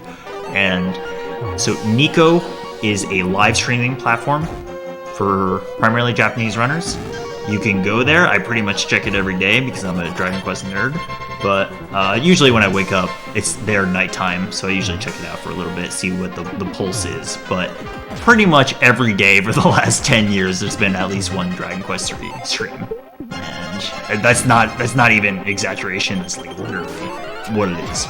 And through Nico, they have a leaderboard system where you have to effectively prove that you streamed on Nico, but through that, a lot of old RPG runs have their leaderboard set up through that Nico system. They still do, and they still have the same kind of requirements. So, yeah. With that, I think there's a little bit of like kind of myths about how the leaderboard system works. So for a long time, it being the leaderboard, required the runner to have a time under 3 hours. But they eventually lifted that, I think I want to say like 2016 or 2017. So they do allow runs that are over 3 hours now, and they have for, like I said, multiple years. But for a while, it was pretty strict about not allowing runs. So, I'm sorry, did I say 3 hours? Not sure it's correct. It's 4 hours. Yeah, 4 hours. Yeah, so it was under 4 hours for a long time. And now it's like, not that many people submit runs that are over 4 hours, and they have multiple categories, but for a while it was 4 hours. But, yeah.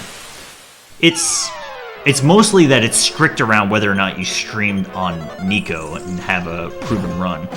So, yeah.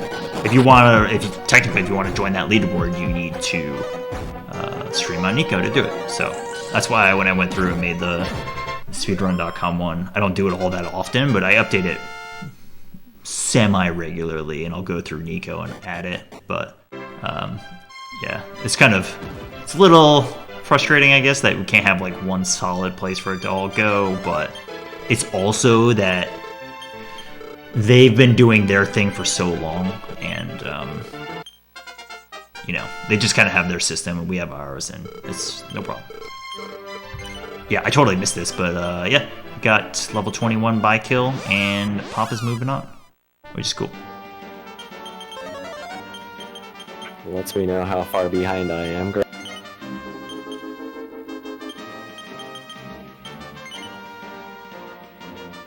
It's not like really bad, but I've been behind by more.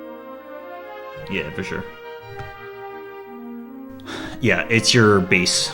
Your base agility is your defense, and then when you're in battle, if you have the meteorite armband on, it's just 2 times that, which is good. Cool. And I guess while we're on the topic of leaderboards, just quickly, you can imagine, if I'm talking about this being a history game with many runners, that the fastest time of this game is extremely competitive. It's insanely risky, and forgive my speech, but hype as hell. It's so cool. It's so competitive, and if you like are familiar with this run, you watch that run, and you know what to look for. It's like incredible what those top times, and it's not just the fastest time. It's like the top 15, 10 times of that game are just so good. Not only is the execution super on point, but it's also super lucky, and there's a lot of gut calls, and every one of those runs must have had the runner on the literal edge of their seat. So Yeah, it's held right now. The record is 236. I'm drawing a blank on the end numbers, but it's held by Morizo-san. It's been the record for, man, I'm gonna look it up. I want to say it's been just over a year and a half, maybe longer than. Yeah, let me look it up. But it's been a while, and the rough history is that it was held by a guy named Maru-san for a very, very long time. He had a run in 2012, and I think somewhere around 2016, Morizo was the guy to beat him, and then Morizo improved his time once. But it's kind of crazy to think about. In 8 years, the record changed hands once and got improved twice. That's just crazy.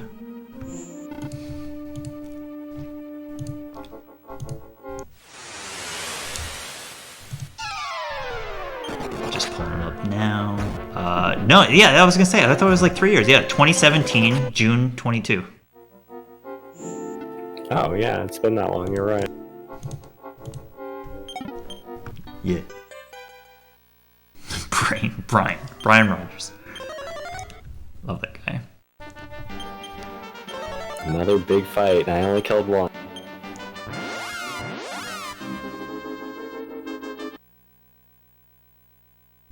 Anyway, super impressive, and I'll just say this too while I'm on commentary for this game. I think this applies to every Dragon Quest game. All of our work hangs on the shoulders of the Japanese runs, just uniformly. I think sometimes people take for granted how much work they've done, and we definitely do things to improve and learn about runs and do all that. Some games are kind of exceptions where even like Dragon Warrior 4 that you just saw is kind of like a different case than some of these more classic Japanese runs, where there's definitely like major deviations that the Western community has done. But for a lot of these games, and including this one that you're watching, the Japanese like really, really, really, really pushed those games, and not only pushed them, but also just did tons of research, and there's a lot of strategies behind it. I mean, SUMD can probably talk about how much you've watched Pop to understand the way that he thinks and approaches things, not just in this game, but in DQ1 and 2 as well, right? Absolutely. It's just like... Hold on. Hold on, I got 7 medals to beat up. Pop is a good friend of our community and plays with us a lot. Speaks enough English that we can talk with each other, and just like sitting back and watching his runs, I can understand enough about the game that I know what's going on in his head and those. And then that's how I learn about new things, try out different ideas. When I see him do something that I haven't thought of before, that's something for me to try.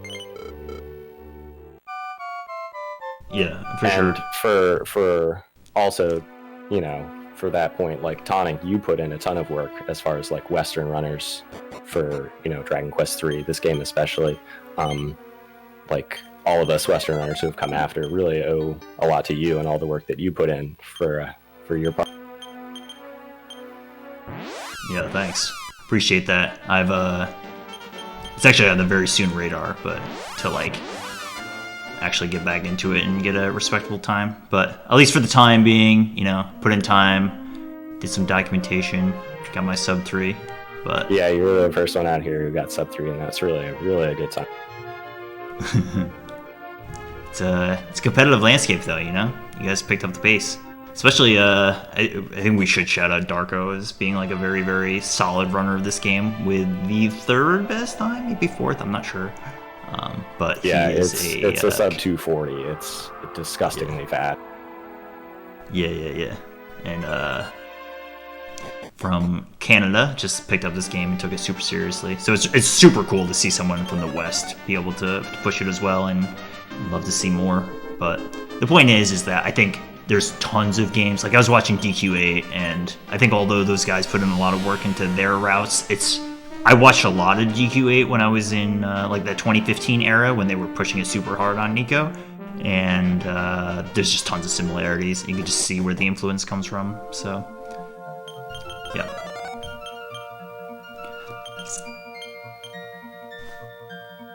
But But that being said, I'm not at all trying to undersell the effort of the Westerners. Like, it's super cool to have us push it as well. It's just, I think it's appropriate and honorable to show the respect to the large community in Japan that like has pushed this, historically.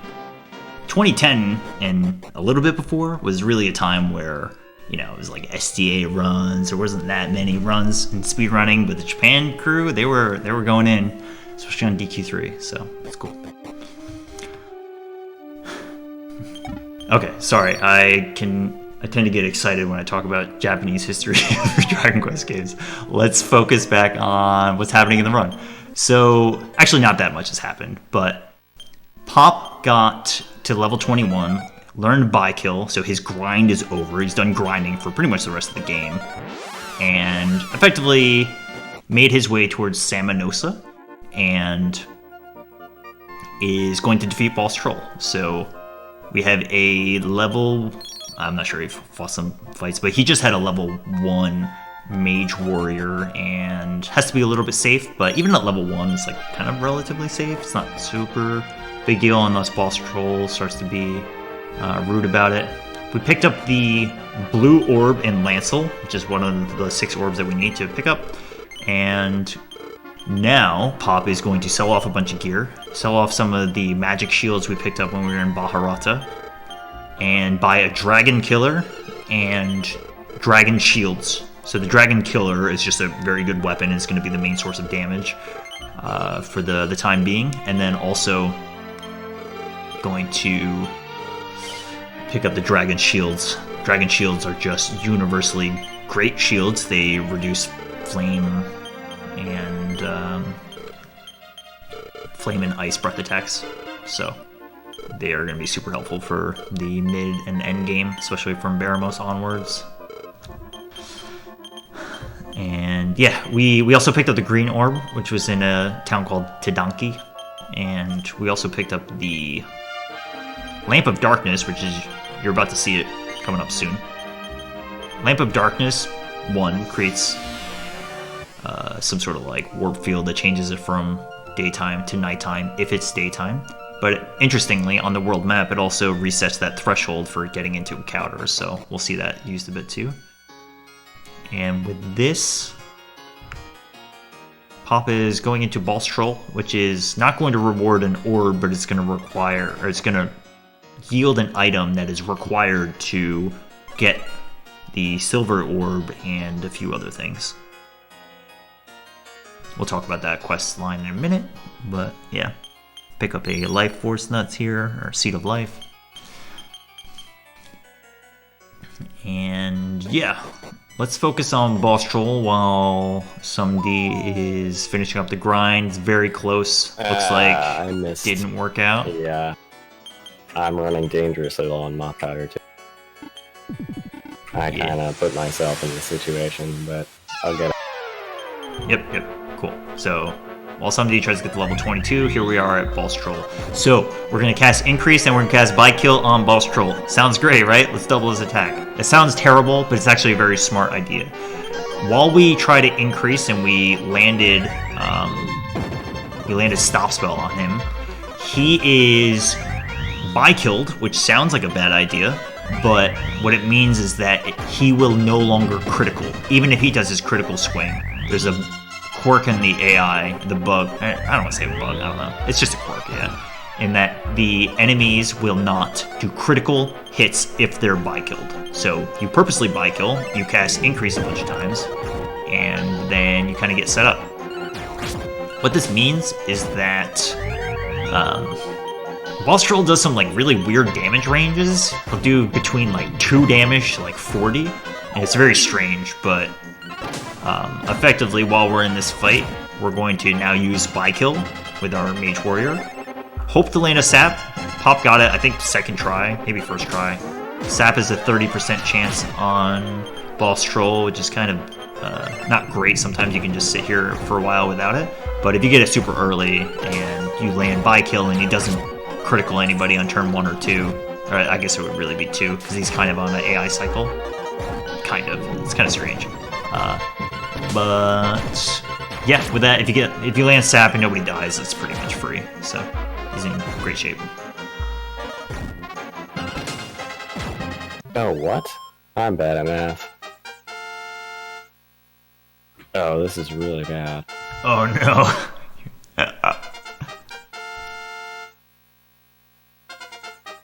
This is like really bad. Level 23, we're gonna have a beefy sage. It's gonna be great. Oh, I can't believe this. Yeah. So he gets a level 22 also. I didn't learn it. Which kind of sucks. Yeah, I'm gonna waste a ton of time here. This is really bad. I'm sorry. No, that's cool. Just focus and do your best. Okay, so change rod. You got change rod.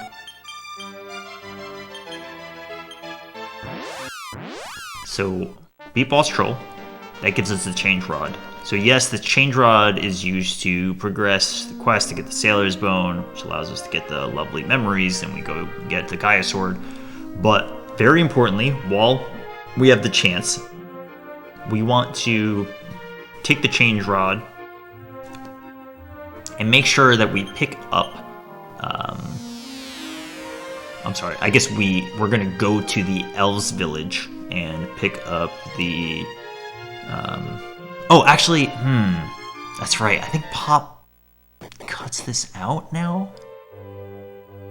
Probably not for a race. I don't know. He's going straight to get the sailor's bone. Oh, really? Yeah. All right. Yeah. Okay. I guess not. So once somebody gets there, we'll talk about it. But yeah, I mean, you have a limited chance while you have the change rod in order to access the elves village to be able to buy sleep staves and prayer rings. I know that Pop has been doing this in his PB attempts, so maybe he's just used to it and he's just gonna do it.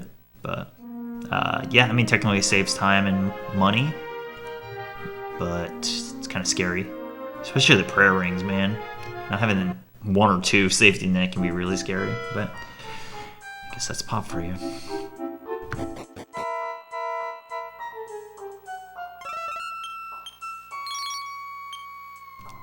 Okay, at least somebody's seen some medals. Yeah, that's good. Level 17 Sage. Oh, jeez. This rules. Oh, you got,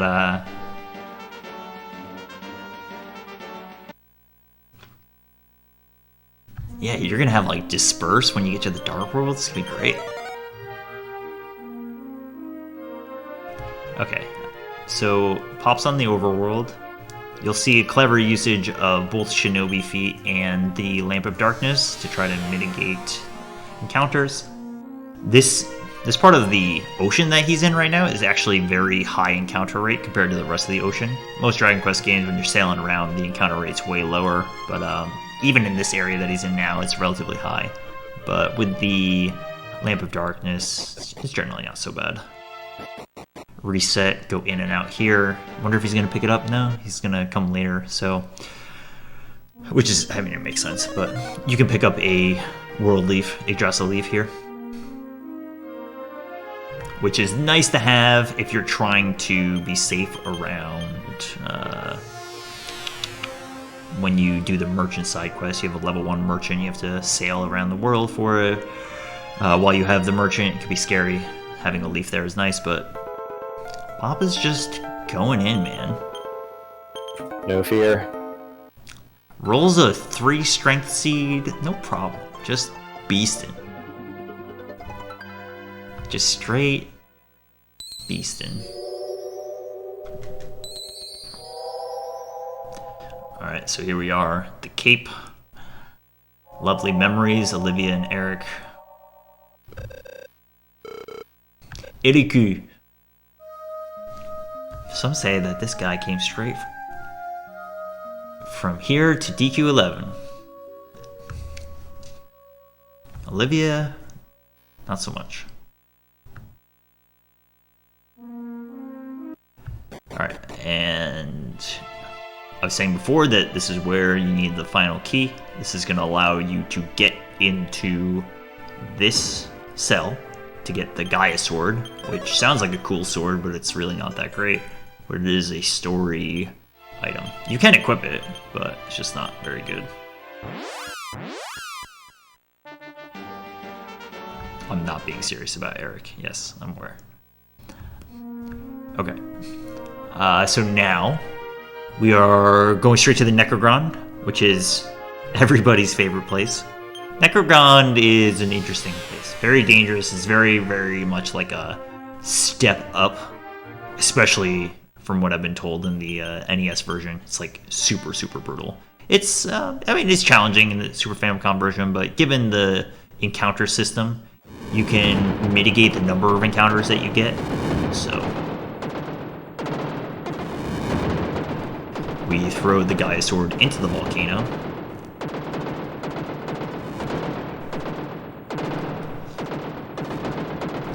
And yeah.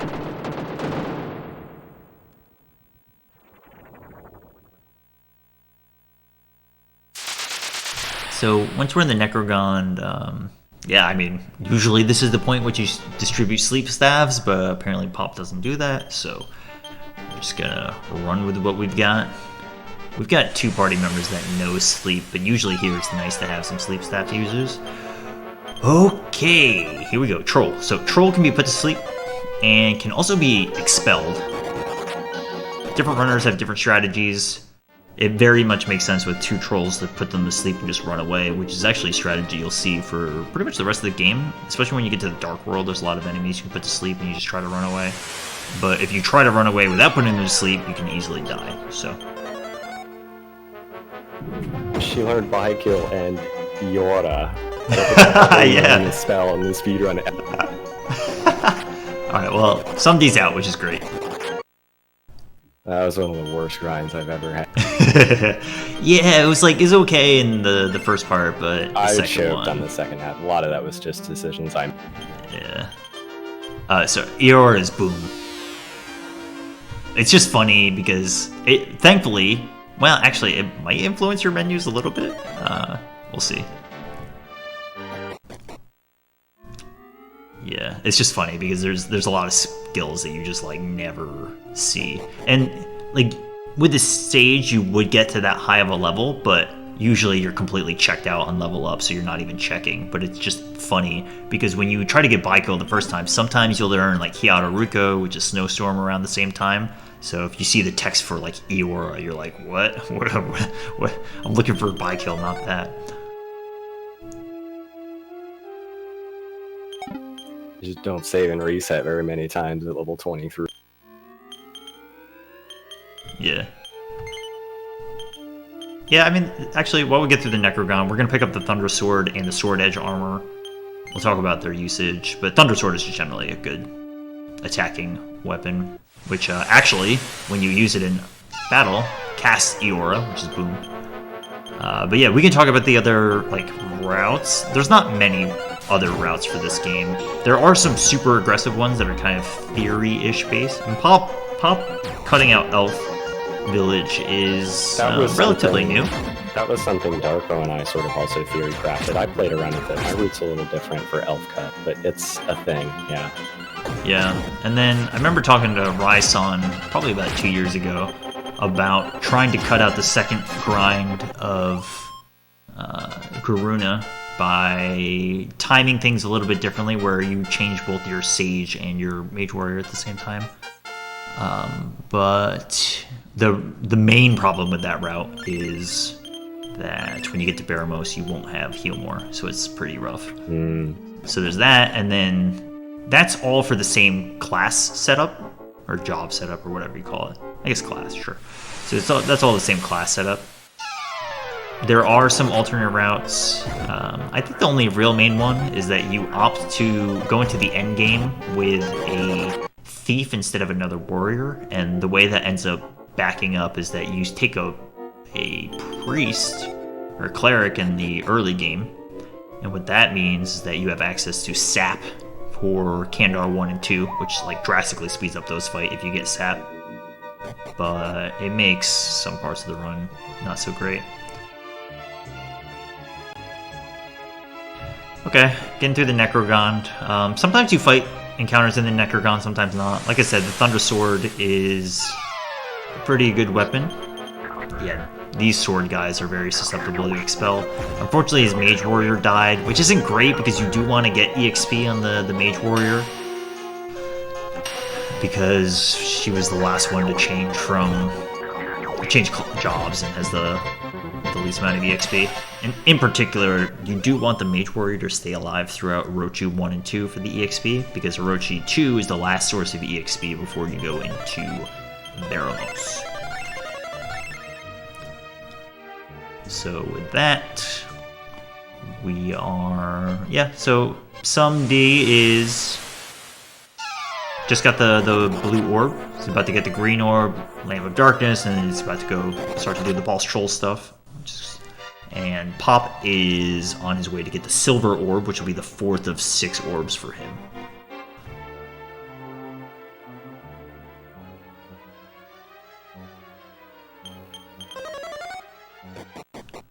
Himiko. Yeah, we'll talk about Himiko and her schemes. And if you aren't aware, which, I mean, if you're a fan of DQ, you could probably figure it out, but DQ8 and DQ11 are very, very, very, very, very heavily influenced from DQ3. Very, very heavily influenced. I just can't state it enough. Yeah, I say that, like, I feel like DQ11 is a little bit more, but DQ8, especially in the end game, it's like super DQ3 influenced.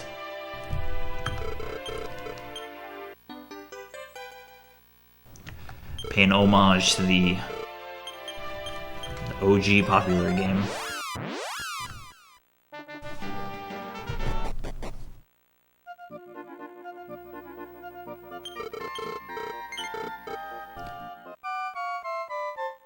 Okay, so Samanosa is a return point for restoring HP and MP. So we just got the silver orb on Pop Stream. He needs to come here. Sometimes you can skip coming here, but I think my guess is that through cutting out the prayer ring usage, he probably comes here to restore his team anyways. Unfortunately, Samanosa is kind of expensive, but there's a point at which we don't really worry about money too much. So come here, restore our HP, MP, revive our dead character, and now we are off to Orochi 1 and 2. Did not, Ash. It's coming up soon. Coming up soon. I'm very excited, actually. Yep, so Orochi 1 is the first of 2 fights. They're kind of back-to-back, but you can pause. What's very important, or actually, you need to step into the warp portal in order for the Orochi 2 trigger to land. But with that, going into Orochi 1. So Orochi 1 has, correct me if I'm wrong, I think it's 1800 HP, and the other one's 2000, but, yep. That amount of HP, you can surround, put to sleep, defense down. That's generally what you're going for. And you can sleep. So as long as you set up surround and sleep and sap, you get some momentum and you do the standard buy kill your attackers and go in on damage. Orochi 1 can use strong breath attack or regular attacks. Does not have weak breath attack. So actually Pop is in a really scary scenario now, in which 2 of his characters are in critical health because of the double. Okay, so you got 2 physicals, which is good. Oh, but then it was the warrior. It sucks. So that was actually really scary. Any turn with a double breath, just like we saw with Necrosaur earlier, the double breath, it's just nasty, man. Yeah, it's too bad reviving after that first battle is kind of inconvenient. Yeah. So I'm actually not sure what he's going to do here. He's going to go into the portal because, like I was just saying, that'll trigger the flag for Orochi 1 beaten. You can actually leave here and do it all again, but the Orochi 1 fight. But once you do this, I think you'll go in and then probably leave. I'm not exactly sure how this works. But you probably don't want to fight with a dead character. It's kind of rare, yeah, you can leave now. It's kind of rare that Orochi 1 takes a ally, but if you get too many breath attacks, it is what it is. Yeah, it's usually the easier of the two fights, but physicals be... Yeah.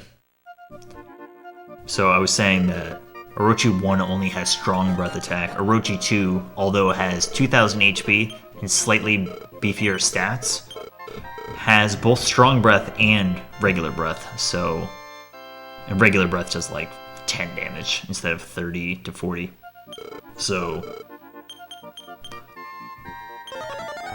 I would say Orochi 2 is still a little bit harder because of increased stats and cannot be put to sleep at all. Can still be surrounded and can be hit with sap, but yeah, in that case it's really not that bad. Ideally you just go straight into Form 2, but you really don't want to do it with the character dead, so...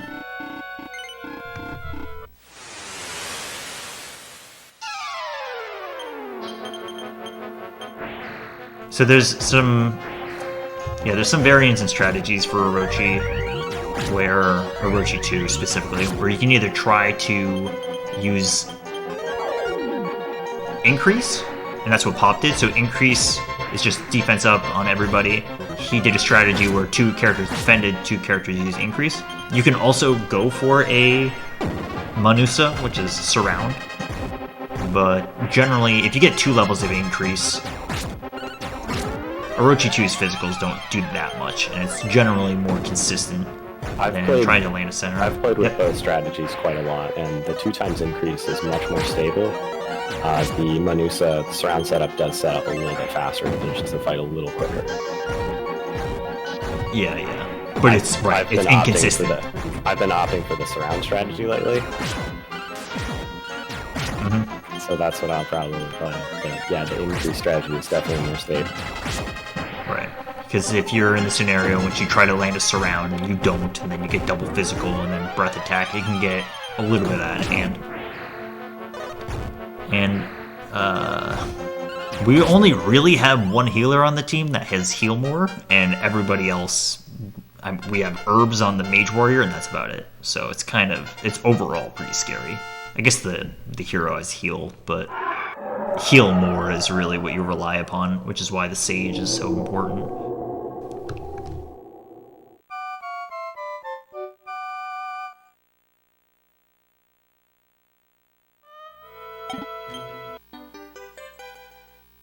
Okay, Purple Orb. So Purple Orb is the 5th orb. We are done with bosses before Baramos. And yeah, at this point we're really just going to go around and get the next orb. So I'll talk about the merchant stuff in a second because it's pretty straightforward. Let's watch SUMD as he gets through Boss Trouble.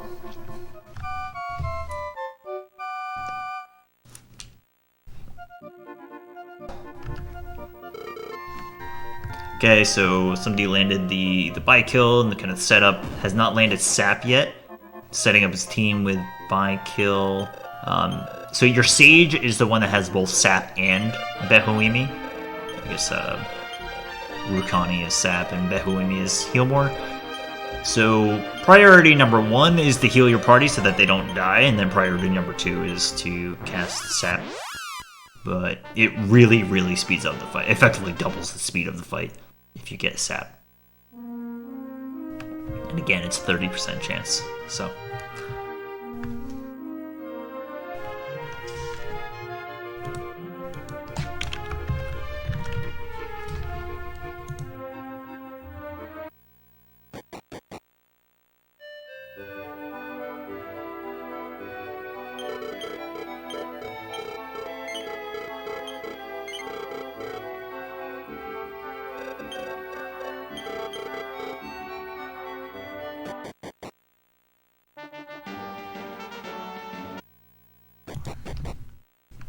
Alright.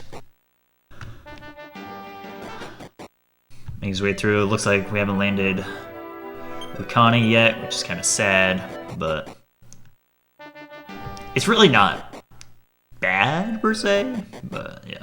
Oh, you see a usage of Hiyaruka there, which is kind of cool, which is Snowstorm just maximizing the amount of damage. The Mage Warrior can stop defending and can throw out some spells for some extra hits near the end. This fight should be wrapping up soon.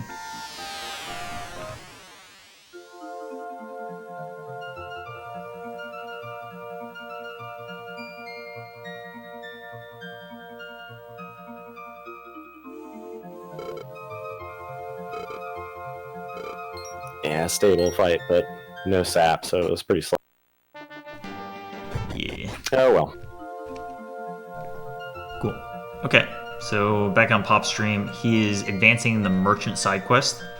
Sorry, I keep calling it side quest. Main quest is a main quest. You have to do it. So it's really very straightforward. You can do the same exact steps at any point. There's some in-game triggers for how far you can be at certain points of the game, which I don't know too much about. But all I know is that if you do all of this after Orochi 2 and you do the same thing every time, then you'll get the same results. Mm-hmm. And that I can't remember all of the flags. One of them is to defeat Orochi. One of them is to defeat the boss. Yeah. Yep. So regardless, the point remains, by coming here last, we make sure that we've done all of those things, and we can just build the town immediately. Yeah. So, yep, you do permanently lose that merchant, but not important to us. Pop is handing in the orbs. So, SUMDeaner is going to use the change rod while he has it to be able to turn into a slime. Nice first try. It's very, very commendable to be able to buy some sleep staves. That's right. Buy some sleep staves and some prayer rings. So, yeah. Sells the Terra armor that he got in got his navel, a few other things. Because my grind was so bad, I actually have extra gold here for more rings than I normally. Oh yeah, that's cool. Cool, then on Pop's side, just handed in all 6 orbs. Like I said much earlier, this is the main goal of the last hour, was to get the 6 orbs and be able to be simultaneously prepared for Baramos. So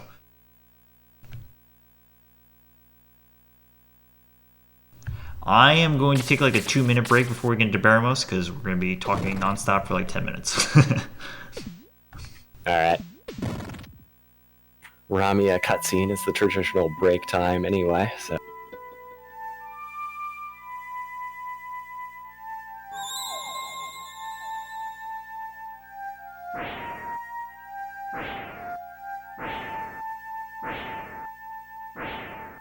So once Ramia finishes hashing on Pop's screen, he's going to fly around with Ramia, stop by a couple of places, make sure he gets World Tree Leaf. We're also going to get the Orb of Light, which we need to help us fight.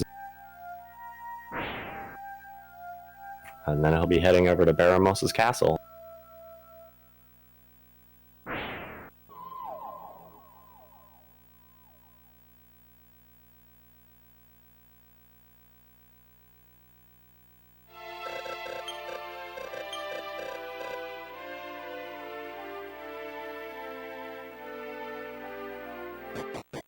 I'm gradually working my way back here, so I'm going to get onto the Phantom ship, get the lovely memories, get the Gaia sword, go through the Necro. Same as Pop did before me. Baramos coming up on Pop's screen is a very complicated battle. Quite difficult to learn, I would say, but once you start mastering it, it's actually a lot of fun.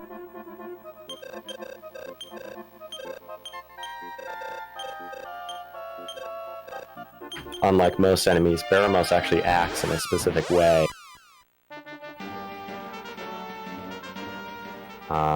While we can't tell if he's going to act once or twice per turn, we can actually tell which actions he's going to take in sequence. And we very much use that to our advantage when determining how to approach him.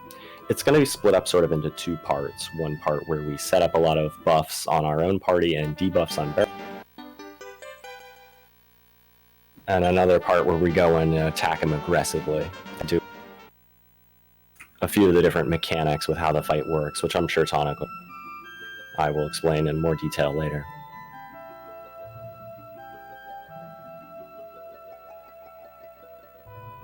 But the gist of it is that Baramos is recovering health, so when we go to fight him, it's important that we defeat him as fast as possible. Cool. Okay. I am back. And yeah, I think Baramos is like that significant of a fight that we should probably start to explain it a little bit in advance. What you're seeing Pop do now is pick up a World Leaf with Lami on his way over to get the Light Orb. We're not going to use the Light Orb for a while, but given we need to have it for the end game, well, technically you don't need it, but if you're trying to do a speedrun, you need it, with this category at least. We're going to pick up both of those, and then we're off to Baramos' castle. While we're in Baramos' castle, we're going to pick up a few items. We're going to pick up the Genie Axe, which has a 1 in 8 chance to miss and a 1 in 8 chance to crit on every physical, which is it's both nice and bad. Overall, it's beneficial when we use it. Not only is that, but the attack power is pretty good. That'll go on the warrior. We're going to pick up a prayer ring and a misery helmet, which is going to set the user's luck to 0, which is, for our purposes, fine. We're throwing on the hero for the rest of the game. Okay, so that out of the way. Baramos. So Baramos has 2,500 HP, regens between 80 to 110 HP every turn, and has a very nasty set of attacks. So there's effectively 2 AI loops. The first one is without stop spell, meaning that Baramos can cast spells, has moves including Merizoma and Ionazun, which are Blaze Most and Explodette, has strong breath attack, a bunch of physicals, and everyone's favorite can cast Disperse or Limbo, which is to set one of your characters all the way back to Eliahan, which is, I mean, the other spells are bad, but that one is just, it's like completely hopeless if that happens to any one of your characters. It's totally unfair, and if it happens, you can't win the fight. We need everybody. Yeah, it's over. So there's that, but part of the strategy is to try to immediately land Stop Spell so that he's on a different loop, which is a very simple loop that goes attack, strong breath attack, attack, and then he actually casts Disperse or Limbo, even though he can't actually use it because he's Stop Spelled, so it's effectively a free action. So using Stop Spell on Baramos is incredibly successful and accretive to the strategy. So we're going to try to land Stop Spell. We're going to try to put him to sleep, which is a 30% chance to put him to sleep. There's a 30% chance to land Surround. I think it's 70% chance for Sap. Sometimes it feels worse, but I believe it's 70%. Should be, yeah. It's the higher chance. Yeah. And then, so you can put him to sleep and surround him, which is great. Surround lasts for the whole battle. Sleep is only a few turns. And with that, we're just going to kind of go in. Basically, the idea is that we can't start attacking him until we can overcome his regen. So I'm going to do my best to try to do this play-by-play, to try to keep up. So very first turn, what we do is cast Iron Eyes so that we set our party so that we get past this strong breath attack, because the strong breath attack is by far the worst. And then at that point, once we come back, we're going to set up our party. We're going to try to cast Manusa, which is Surround. That landed, which is good. We're still on the cycle where there's strong spells coming out, so we just saw Explodette, which is nasty. Looks like Stop Spell landed as well. I didn't catch whether or not... Yeah, so Sleep did not land. So he Stop Spelled, he's Surrounded, and we need to cast Sap on him eventually, but for now we're just going to try to set up and get our party. We use Increase to increase our defense. We're still at the early part of the fight where it's reasonable for us to take some damage, but pretty soon we're not going to be able to keep up. So... given the pattern, it's every 4 actions a strong breath attack, meaning that the next 3 attacks are not going to be that. And given that he's surrounded and your defenses are up, you have a pretty decent livelihood for a while, which is good. But like the next move that he does, no matter what, as soon as he gets out of sleep, is going to be strong breath attack. So you need to always know when the strong breath attack is coming. He's put to sleep. He's still asleep. What this means now is that we're going to land Sap, we're going to hit Buy Kill, we're going to try to power up our attackers. All of this is, like we're setting up and doing a little bit of damage, but we're just waiting for the right times to try to put him to sleep and put up our party. So we got one character with Buy Kill. He is generally debuffed as much as we need otherwise, but we need 2 more people with Buy Kill, and very importantly, we need to land some sleeps to be able to set up and finish. No matter what, we're going to be trying to put him to sleep for the rest of the run. Right now, Pop is in a rough scenario where he's hoping to put to sleep because he can... Alright, so another element is that Baramos can either go 1 action or 2 actions per turn, so you never really know whether or not one or the other is coming. Everyone's got Buy Kill, all the main attackers, so this is the point where Pop is going to start to throw down and do physical attacks. Again, we have to overcome that 80 to 110 HP regen per turn. So we're all set up, but as you see, Baramos is not staying to sleep. And Pop right now is in a very scary scenario in which he's going to hope for the best and try to clutch out a victory. He luckily got one action there, and he really needs to put them to sleep. You'll notice on some turns that he defends. Like in that case, he defended with the hero, where otherwise the hero would have died. Oh, I'm sorry, the Mage Warrior, the third character. So yeah, unfortunately, Mage Warrior dies there. He's in okay shape. He definitely needs to put Baramos to sleep, but if he doesn't do it soon, it's not gonna pan out. So that was a rough turn, especially that the Mage Warrior getting hit there. So that's great that the Mage Warrior is alive because of the one leaf that he has, but he's in a bind because he needs to use By-Kill again, and also the Sage is kind of running out of MP too.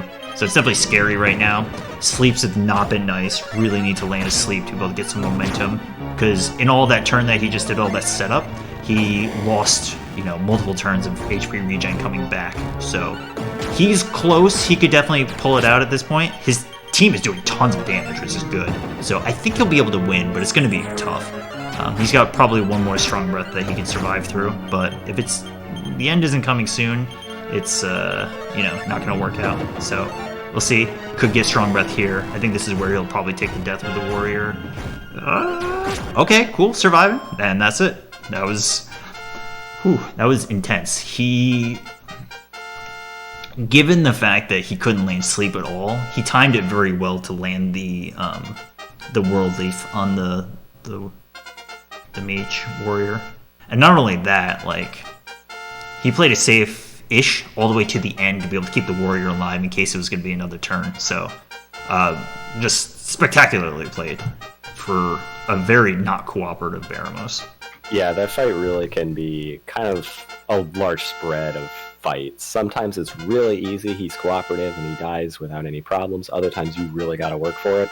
Other times he's so stubborn it's impossible. Yep. So that's great. Baramos gives the single most EXP out of any enemy in the game, which is 65535 EXP. FFFF for you It's also hexadecimals. It's also really critical that his warrior was still alive at the end of that fight to earn that XP. Yeah.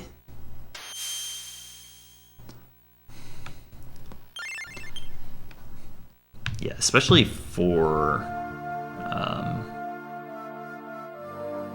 the Sage to get some extra beefiness and HP through the end. I mean, yes, it's important for everybody to hit levels, but I feel like particularly the Sage surviving to the end of that fight here is super important. Pure warrior as well.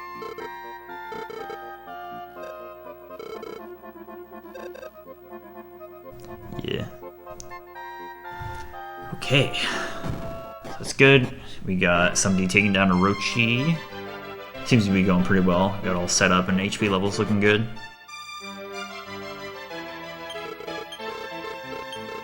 Here we are, Baramos down.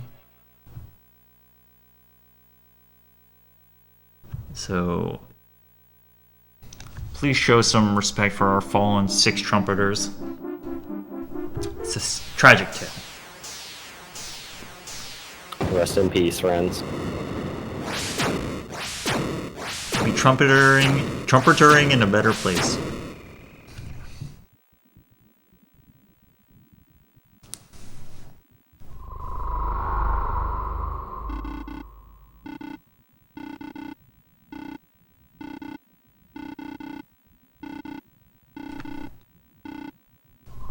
So this is, in my mind, one of the quintessential "no, it was me all along" tropes. The original. Game really makes you think Baramos is the bad guy. Baramos is a bad guy, but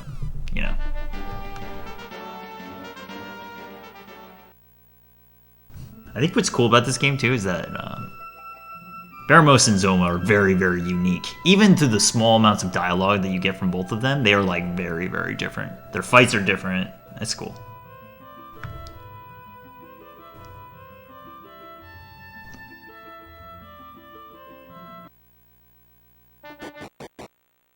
Okay, here we are. Orochi 2, SUMD. Just landed Rukani. You see the weak breath there, and then the strong breath, so back to back. But generally, the HP levels, if you get a decent start, you can generally keep up with the Orochi 2 if you just have your Sage use heal more consistently throughout the fight after you've landed Sap. So it's usually not so bad. Alright, so Pop is in the Dark World, which is the setting for DQ1 and some good part setup. of This should be an DQ2. easy one. Yep, good. So, yeah.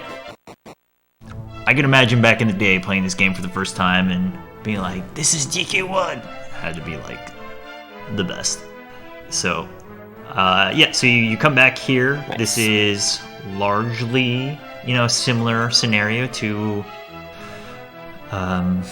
what you do in the first game, which is effectively you're going around to get the rainbow drop. They simplified the quest line a little bit, so it's not you don't have to do as much stuff, but you do a lot of similar things which you do in the first game. You can go around and get the Sons of Stonelight, the Rain Staff. So you got the Sons of Stonelight from Ruditorm Castle right there. And yeah, so in my opinion, although the grind is like a very interesting part, it's very simple in that I'm talking about the Metal Slime grind that we did, an hour plus ago. It's relatively simple in that there's not many unique encounters. The Dark World, on the other hand, has tons of encounters that similarly you need to be very well prepared for.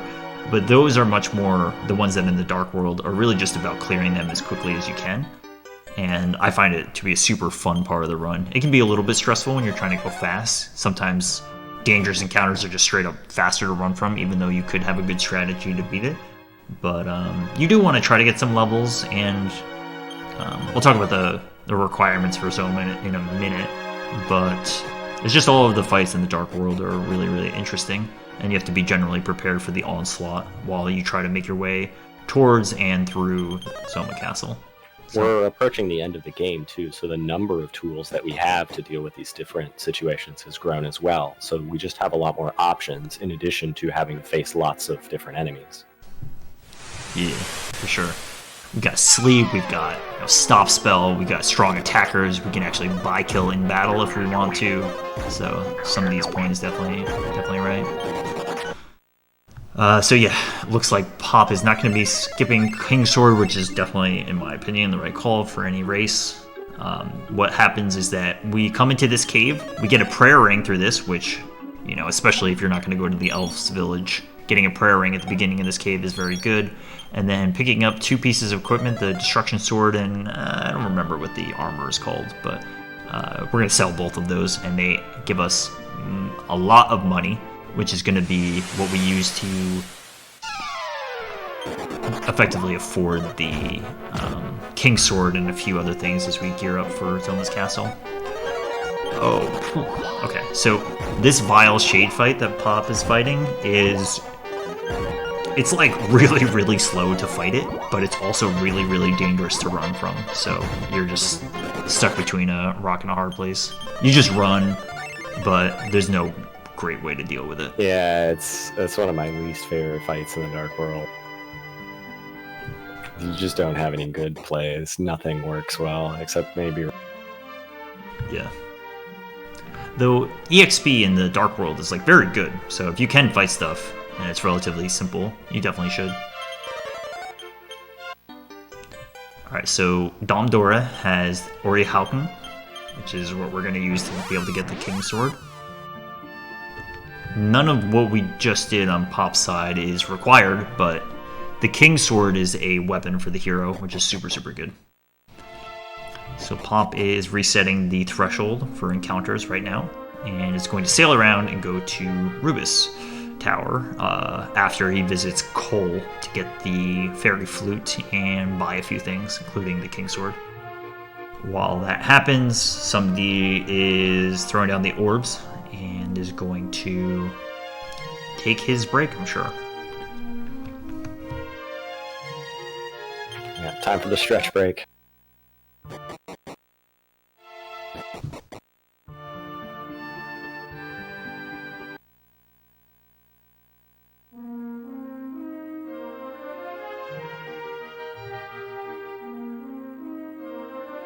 Okay, so on the way to Cole, there's a few fights. The most dangerous of which is the 3 times Kragon fight, which is just the large tentacle enemy. Kragon is just, oh man, one step. It's brutal. Actually, this fight's pretty rough too. But yeah, so 3 times Kragon is definitely the scary one when you're sailing around, because they can go up to 3 times and can critical you, and they have 450 HP. They do give a ton of EXP, but... Cool. Okay, so while SUMD takes his break, looks like Pop is, yeah, just kind of getting through this area. These guys, the wing demons, their name is Satan Poppy. Literally. What that means, I don't know. But it's, those guys can cast Marizoma, which is Blaze Most. So they're a little scary.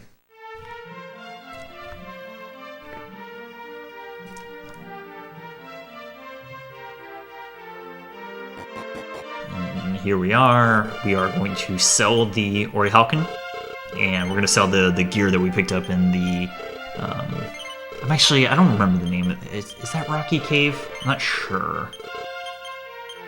All these DQ1 area names have like very specific, it's either Mountain Cave or Rocky Cave, I don't know. I think it might be Mountain Cave. Someone correct me. Anyways, that first cave we dipped in, got the 2 pieces of equipment, sell them, and... then also sell the Orihauken, which means that when you leave and you come back in and try to go to that same shop, the shopkeeper will sell you the King Sword for about 30k. Also, while we're here, we're going to pick up another Sword Edge armor. I didn't really talk about the Sword Edge armor because it hasn't been relevant yet, but we pick up the Water Flying Clothes for the Sage, which is her best defense for the rest of the game. Sword Edge armor reflects back physical damage, which is a crucial part of the Zoma fight. And then we pick up a Sage's Staff for the Sage, which is a free cast of Heal More, which is super good. It's both, yeah, okay.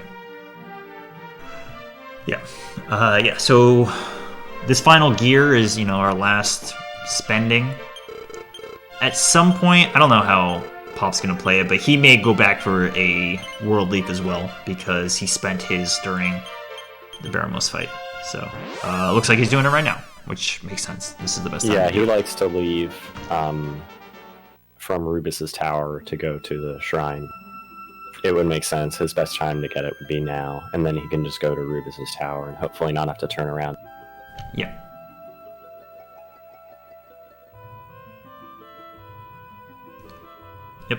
So pick up the leaf, and like in many Dragon Quest games, you can always pick up a leaf in certain places as long as you don't have one in your inventory. So this is also going to be the strategy in the event that they have like a full party wipe and 3 characters are dead. They'll come back to that spot and just keep picking up leaves and using them, and then take one with them and leave. So.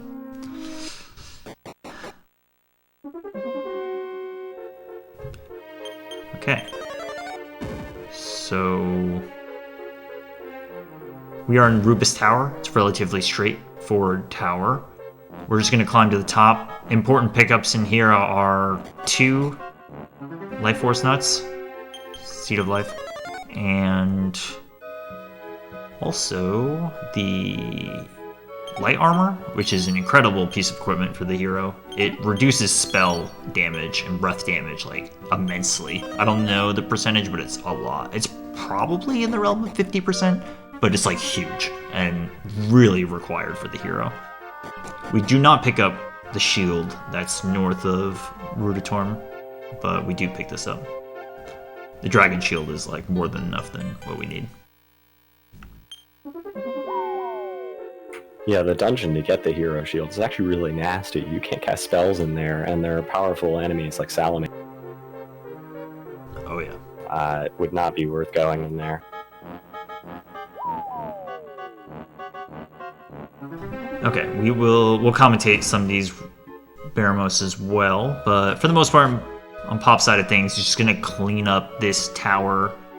Maybe fight a liquid metal slime on the top floor. Hagu-chan? Hopefully. Hagu? And yeah, there's no boss up here, so you just do story trigger, talk to Rubus, and then you gotta sail around the world and do the rest of the triggers to get the rainbow drop. Oh wow, no encounter.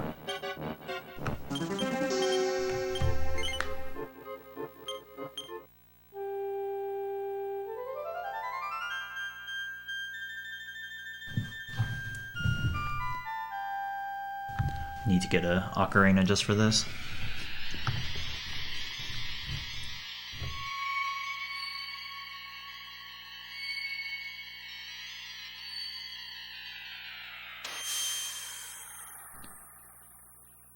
The blue Dorito animation, I love it.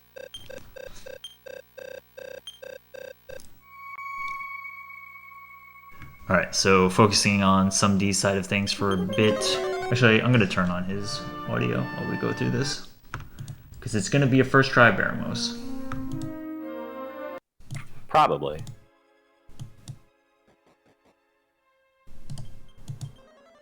See if I turn it up a little bit. It's just naturally softer on his side.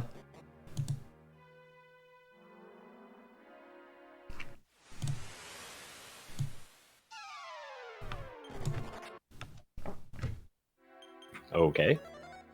Alright. Oh yeah, on the outside that's not common. Okay, here we go. Same romp. Again, 2500 HP, regens 80 to 110. We got to set up first. Very first turn, we are going to... Technically, we're equipping the Misery Helm that I was talking about before. We're going to Iron Eyes. We're going to wait out the strong breath attack. And then we're going to start to set up. Priority number 1 is to both attempt to sleep and stop spell. Sleep did land. Got hit by Marizoma. Metapani, I don't know if it landed. Hopefully not, which is Chaos. Not the best start. Nobody got hit by Chaos, but didn't land either sleep or stop spell. So opting to use Iron Eyes. So use Iron Eyes once, did not make it through the Flame Breath. Going to use it again. So now you see Flame Breath again. We can do this for a while, but Iron Eyes cost 6 MP, so we've got to be careful.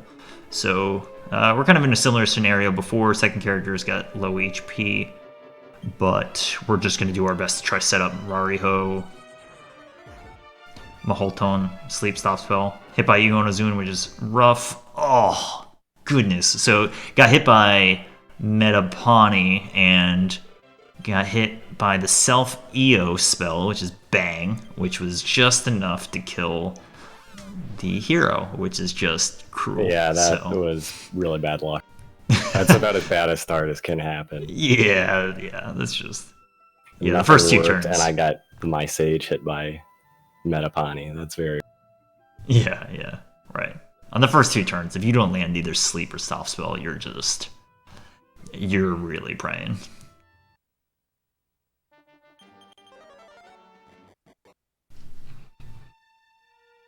Oh well. I did take a safety save, which lets me... I do have to get this treasure again, but it does let me reset in the middle of that fight when I decide I'm not going. Yeah, for sure. That's good. And it takes you some time to get back, but it's not the end of the world. Alright, we'll stay on SUMD's side of the stream for a bit, but Pop is largely, like I said, just kind of going through... Oh, I got hit by Zaraki. That's right. Those guys, man, they have defeat, so... Oh, the Hologhosts in the ocean? Oh, I don't like those things.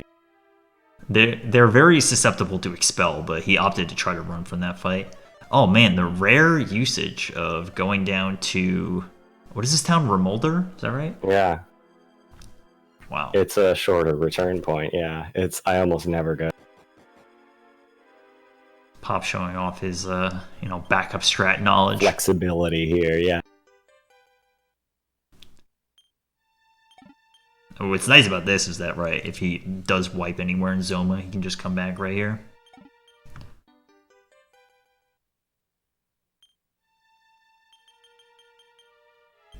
Rarely seen Remolder.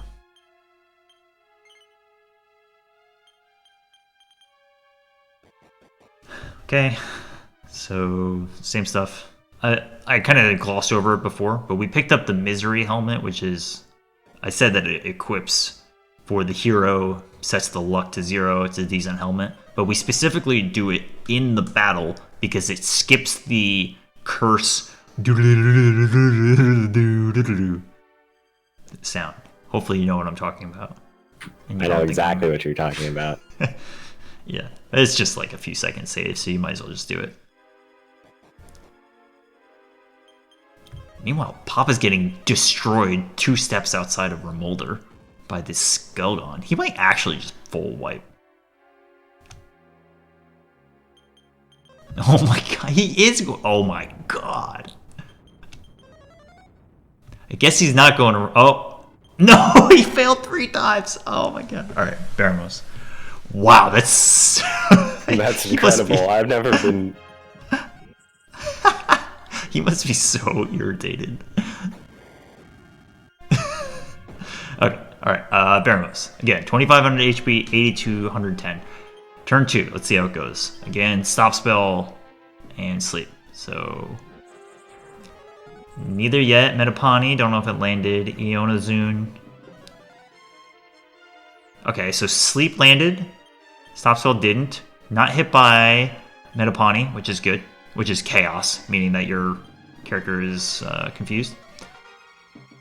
So that didn't land. Still very much need to land stop spell, and as soon as he's awake. Landed stop spell, so he's still asleep. So we can set up kind of. Oh no, he woke up. Take it back. So he is stop spelled, meaning that in 2 actions from now, Strong Breath is coming. Need to be very careful. Need to do our best to try to put him back to sleep.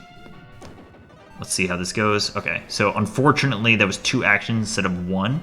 SUMD properly defended with the first character, but from here it really needs to heal up and definitely needs to get to sleep soon. So probably going to put most people on sleep duty. Again, we have sleep stabs. We have a few people that have sleep and landed asleep. So not only do you want to try to put Baramos to sleep, but you want to use the turn order to your advantage in that Baramos is going to outspeed a fair number of your characters. So you want to try to both before and after put characters to sleep. So in this case, starting to set up a little bit, but definitely needs to keep landing a few sleeps. Right now, Baramos is hit by... Okay, so sleep is good. By Manusa, not sure. Yeah, Sap is right here. Hopefully this lands, which is good. Baramos is awake again. And generally, yeah, so somebody's just trying to feel out when the next breath attack is coming, which is effectively soon, but right, is opting to do defense on the last 2 characters rather than try to go for sleeps. And it just kind of depends on the timing order. Generally set up to be able to do damage. This is a great place to be. He's asleep, so we can crank out quite a bit of damage. Again, if you have 3 people attacking, you can do like, north of 400 damage a turn. And if you get enough turns like that with some momentum, you can really crank through this fight. Land asleep again, looking pretty good. Use the last character, the Sage, to heal up, and everybody else kind of go in, depending on the turn. Exactly. Not trying to go for sleep. Gonna try to land the defends so that when the breath attack comes out again every 4th move, that it's gonna come out. One of the trickier parts, like we said before, is that you don't know whether or not Baramos can do 1 or 2 actions, but it's looking pretty good. We've got another sleep landed. Gonna kind of go in, do attack. Again, like 400 damage a turn. 224, big roll. That was a huge roll. Geniacs landed that 1 in 8 miss. And just kind of cranking. Should be good, even attacking with the Sage. Even if we get to see another Strong Breath, this is a point where you just kind of go in. And that was it. That was great. That was better. It's amazing what happens when you land a stop spell. Some strange turn orders there. Baramos is going late in turns often. It was. Yeah. He's a very fast enemy. Typically, I'm expecting Sage to go first, Baramos to go second, and then the rest of the party after that. No, that was okay. The MP ran out on my Sage. I could have used the ring to help recover, but I knew that the fight was almost over and decided just to push to finish the fight rather than risk break. Yeah.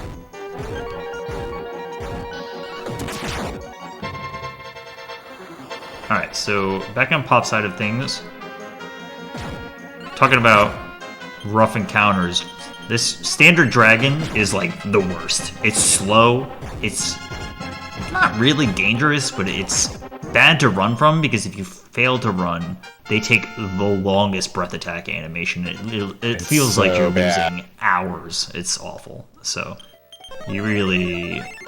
Usually, especially if you have the King Sword, you opt to use the King Sword, which is a free cast of Bagi Kurosu, which is Infirmost. Infirmost. Kaswoosh. Yes. Another interesting fight on Pop's side. So the Grand Titans are not all that scary, but the Goopies and the Salamanders are very interesting. Salamanders have very strong breath attack, which is the same breath attack you saw from Baramos, which can do like, 70 to 90-ish damage. The Goopies are not scary and can be killed with one cast of Merami, Blazemore, but they can summon allies, and if they summon allies and there's enough space, they summon Grand Titans, which you'll be seeing pretty much coming up next. And with that, Grand Titans are just really nasty to fight in a regular fight. They're slow, but it's not safe to run. You can put them to sleep, but it's just not nice. Okay, so while the Trumpeters die again on SUMD's side, Pop is in Zoma's castle. Got the Rainbow Drop, did a bunch of the main quests. Every fight in here is scary. Not unreasonable to fight through, but definitely every fight is scary. You have to be on your guard. For instance, that dude just tried to cast Zaraki, which is his name is Balrog. And Zaraki is defeat, but it's very important to have a fast, really your Sage, to be able to crank out either a stop spell or using the Mist Staff to be able to mute the Balrog from attacking so that you don't get hit by defeat. So that's really good. So you got that. Here we are, Grand Titans. We're going to do this fight 3 times in a row. Not in a row, I guess 3 times sequentially. Grand Titans have, I think, 450 HP. They also have the same regen that Baramos does, so it's 80 to 110 HP. And generally, they do high attack and they can crit, so they're pretty scary, but they are very susceptible to sleep, so you try to do that. Yeah, they have up to 2 actions per turn as well, so they can dish out a lot of damage, but typically we'll see the Sage put them to sleep and they'll sit there while we battle. Yeah. So right, you have to do this fight 3 times.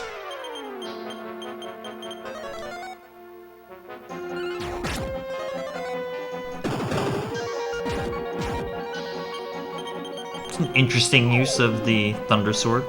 Also the Kusanagi Sword. I feel like these are... I don't see these strats all that often, but...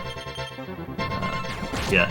You also see that was a great opportunity to maximize turn usage to be able to avoid a menu outside of battle. He used a prayer ring to restore MP in battle with effectively a dead action that he didn't need his hero to basically attack because he knew the other character would finish off the fight, so he used that opportunity to use a prayer ring to get some MP back, which is just very smart strategy. Doing it in battle is much quicker than opening the menu outside of battle, so I think it's a little less than 450 HP, but yeah, Grand Titan's down. I just recently went through the bestiary and something said 450 HP, but that must have been wrong. Okay, anyways. Zoma's Castle, so getting through it, it's pretty... Every floor has unique fights to it. I guess I shouldn't say that. It's not every floor, but I think there's 3 sets of unique encounter maps. Yeah, the top floor is definitely different. Yeah. Because the trolls stopped showing up after the first floor, thankfully. Yeah. Yeah. I think the floor that pops on now is also unique with the salamanders, and then the bottom floor has like the swordoids. Oh, baby. Alright, 2 Balrogs just means definitely try to... Okay, so one of them got stop spelled. You hope that second one does not cast defeat. Things get sour real quick. Okay, good. If you see a big swing like that, it's just physical. There's nothing to worry about. They only have 90 HP, so they're really not that scary. The swordoids that just got cast with Expel, they are susceptible to Expel, but they are also... they can crit you, so... I had a run that was like on very large PB pace, and on the very final floor, Swordoid whipped out a critical and killed my Sage, and I was beside myself. Oh, SUMD, you got a paralyzed? I guess it's over now. From the breath, yeah. Yeah, this fight right here.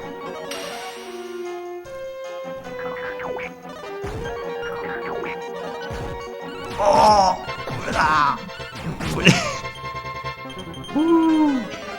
Hang in there. Oh, rarely seen Marami. Yeah, it doesn't always work. So as I mentioned at the start of the run,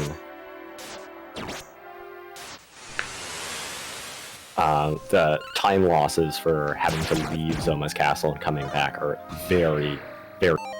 If your run is on good pace and you have to leave the castle, it's pretty much done. Yeah. Marami is Blazemore. Zaki is beat, and Zaraki is defeat. Sage learns Snowstorm. She's level 20. I can't believe this. It looks like your warrior's HP isn't great either, SUMD. It's like 220-ish. Oh, yeah, that is really low. So sadly, our friend Ortega, who is the hero's father, is kind of getting one shot. Did not survive the hero-only run. Sad to say. Ran out of MP casting Rhydine too many times. Alright, this is the final floor. There's a very notoriously terrible fight on here, which is 2 Archmages and 1 Grand Titan. Where, look at you, what do you know? It's yours. This is awful. You called for me? Okay, so, interesting usage of Confuse, which is definitely a good thing to do if you have one on hand. The Archmages can cast full revive on dead allies. They don't have that much HP, but they have very high defense. Those are stellarly played. Pop didn't run into Liquid Metal Slime earlier, so just had the powder on hand. And yeah, that fight, if you don't control it properly, they get in an infinite loop where they start reviving each other, and you'll be there for hours. But the Confuse strategy is super smart because it means that with the usage of the King Sword and Inframost, you'll just reliably get through it. Sometimes Inframost doesn't work on the Archmages, so... I like that goopy fight that you had, where you were like 2 steps away. It didn't even make it worth it.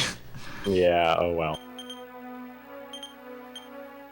Alright, so this is the last set of chests. We just picked up the Sage Stone. They talked about in Dragon Warrior 4 how it's like a little less useful there in that game, but in this game it's basically the only reason that we can win. We haven't had good healing this entire game besides literally our Sage using Heal More. So now we finally have effectively Area All Heal More. It's actually, I think, a little bit better than Heal More, so it's very, very good. This fight in particular, yeah, actually, that's a... Pop is really whipping out very interesting strategies. He used Bomiosu, I think, which is slow down, or slow all. And it makes it Oh man. Is it the three salamander fight? Yeah. I've used Bomiyosu in that fight. It works really well. You get back-to-back uses of the King Sword. And such rare usage of the fairy flute to try to put them to sleep. It's so good.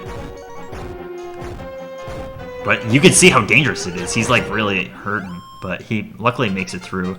So slow down just makes those guys go effectively last, beside your warrior. And it's really scary, but... Yeah, if they get hit by Bomiyosu, it's not a guarantee, but even your warrior is likely to go before them. Yeah.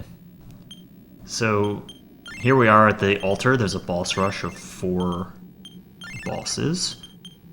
Pop is like really stretching to use his herbs to heal up because he wants to save as much MP as he can.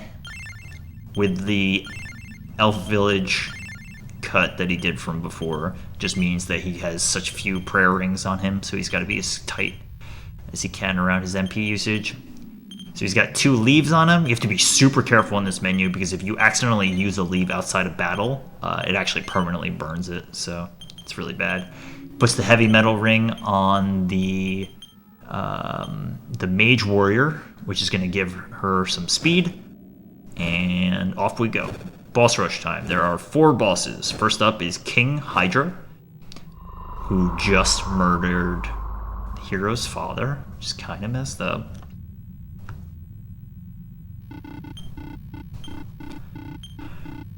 And the King Hydra is definitely the easiest of the 4. He's got a medium breath attack. He has very strong physical, so we need to set up Sukaruto, which is increase. And we hope for some physicals peppered in, like, ideally it's 1 physical or 2 breath attacks. He'll always go twice per turn. And otherwise, he's generally pretty easy. Once you kind of set up on turn 1, as long as he doesn't double physical anybody, they'll be okay. You see the power of the Sage Stone. I think right now it's on the Sage. There's varying strategies here. You either put on the Warrior or the Sage for speed. Looks like the Warrior has it, which makes sense. But after you get some Bi-Kill and Sap going, largely good. That was scary because the Warrior outsped the King Hydra, which is never good. And you can put King Hydra to sleep, but there's a point in which you just want to do enough damage. Get through the fight. That was a good fight, though. So, definitely the easiest of the 4. Okay, so very important to manage your HP levels. There's not much you can do about it. It's just random based on level up, but definitely need to keep a focus on that.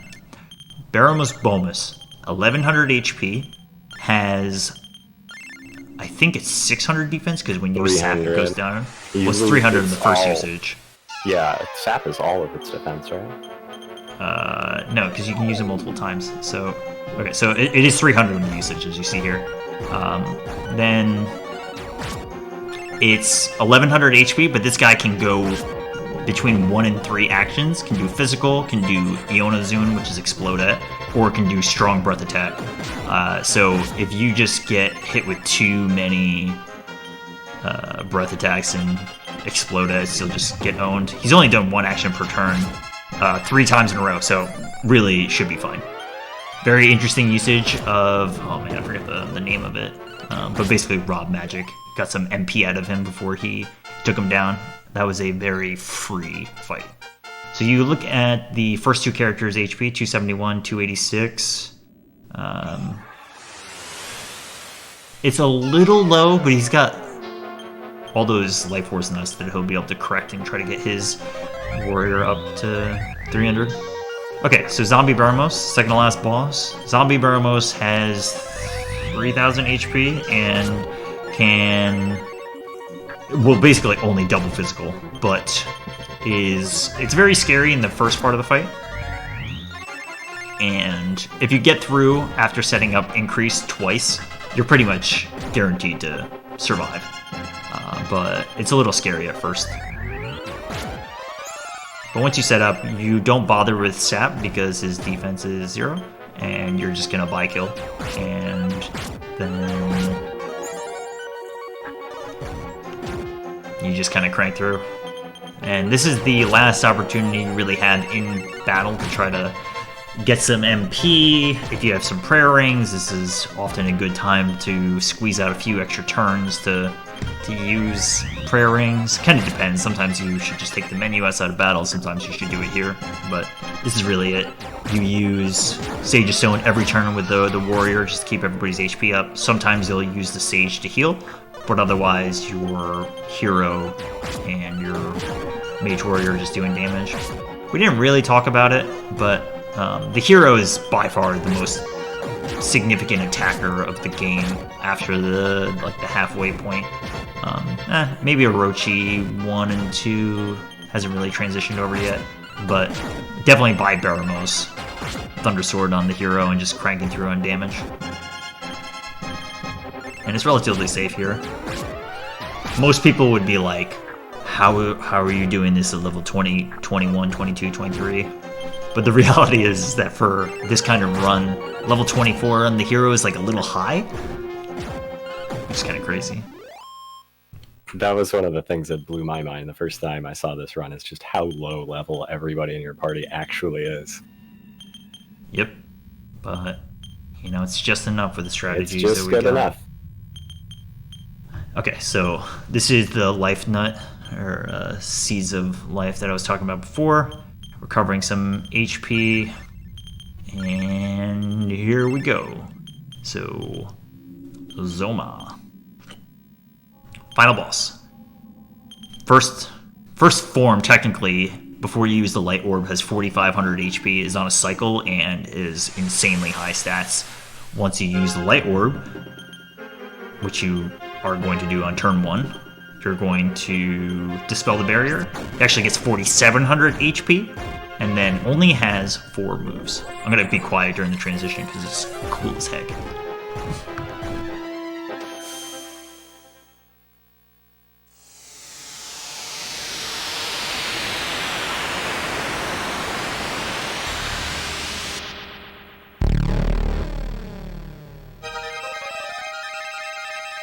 That sound is like one of the best sound in all video games. Alright, so Zoma. Zoma has 4 actions. Can do a strong physical attack, and his physical attacks are extremely scary. You can do strong breath attack, and his is actually ice breath attack, so it's actually stronger than the Baramos equivalent you saw before. He's got Mahiato, which is Blizzard spell. It's by far his safest skill. Can only really do between like 15 to 60 damage depending on the character's resistances. And then finally has Freezing Waves. So, important note about Freezing Wave. Oh god, his warrior went first before everybody. What? Okay, this just got scary super fast. Yep. Oh no, okay, no, that wasn't the warrior. I take it back, but Sages did. Anyways, Freezing Waves is super interesting / terrible because there is sped out, or outsped. This is rough. Use the leaf already. Oh god. Okay, he might be okay, but he's got to be super careful. All right. So early in the fight, I was talking about how Freezing Waves is frustrating because it removes his debuffs as well. So if you cast Sap on him, it means that he won't do it. He won't be afflicted by Sap anymore, so you have to repeatedly keep casting it. So again, Warrior, the second slot. Oh gosh, it's really scary. Warrior is only going to be doing attack. Only going to be doing Sage of Stone. The first and third characters are the main attackers, but the first character is going to be casting By-Kill on Hero, the third attacker. That was a turn where he opted to use Defend because he wanted to get some HP back, but it's critically important to keep the second character at max HP at all times if possible, because they're the ones healing everybody else. If the warrior dies, you're probably dead, which is the second character. Other than that, your Sage is using the Sage staff to keep people healed through Heal More without MP usage, and you can already see that the Sage only has 4 MP, meaning that utility spells are basically out. Papa's in a really not good scenario for the longevity of this fight. Now he's down to 1. Thankfully, Sap lands 100% of the time, but again, every time he uses freezing waves, it goes away. So there it goes, and now he's got 1 MP. So this is just, he's in the, actually this is really funny. He's got 5 MP, he just cast Rob Magic on his Sage to get 6 MP, so he gets 1 cast of By Kill. So with that, yeah, sorry SUMDeaner, I caught out for a second, but I've just been commentating this Zoma fight. Yep, so yeah, he got 6 MP, so he's going to use By Kill once, hopefully after this freezing waves, and he's got no MP on everybody. He's got 1 leaf down. It's just going to be a struggle. Like, he can do it, it's just going to take a really long time if he doesn't die by then. I mean, I don't really, I don't know if I really support the idea of not going to the Elves Village in a race, but I think Pop has just been doing this a lot lately in his personal PB attempts. So it's just rough. He's just like, could so easily die, and with both Sap and By Kill on the Hero can crank out damage, do like 300 damage a swing, but when you can't land Sap and you opt not to use By Kill that much, you're only doing like 80 damage, 100 damage, so. I'm not saying it's impossible, I'm just saying it's going to be a long fight, and Zoma is just super scary. Any double physical basically means they're dead, except for a defending character. Even now, here's a good scenario. So 151 HP, you could heal the warrior, right? And then now they're probably dead. Yep. So that's what sucks about this fight, is that it's so hard to keep the second character at high HP. So he's gonna burn his second leaf, his last leaf, defend it with some other characters, and it's good to have the warrior back, but every physical that goes straight to the warrior, the second character, is just so scary because it's so hard to keep up. You notice he's just straight up defending with every other character. At this point, all you want to see is freezing waves, which sounds bad, but given the strategy and how little momentum he's got going on, that's the only way that you're going to get through. If you don't know, Zoma does not regen, so it's not like Baramos in that your momentum matters when you start to get some, like, you know, relative momentum in the fight. It's just pure damage, so every swing that you do does matter, but he has 4,700 HP, and it's just, you kind of die inside every time you see this physical go straight to the warrior, because he can only do so much. If the warrior outspeeds Zoma, or the sage gets outsped by Zoma, it's just a gigantic wrench in the whole thing.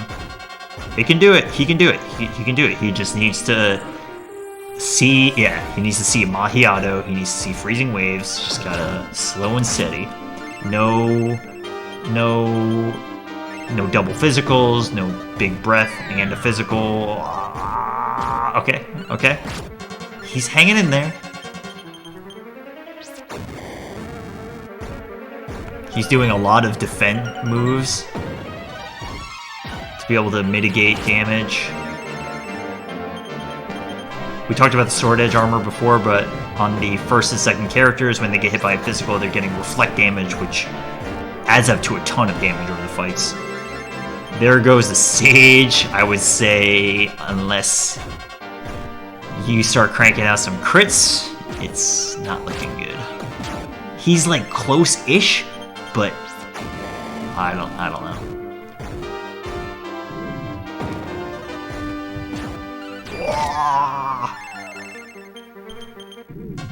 His hero has 217 HP, which is a ton, but you know. No.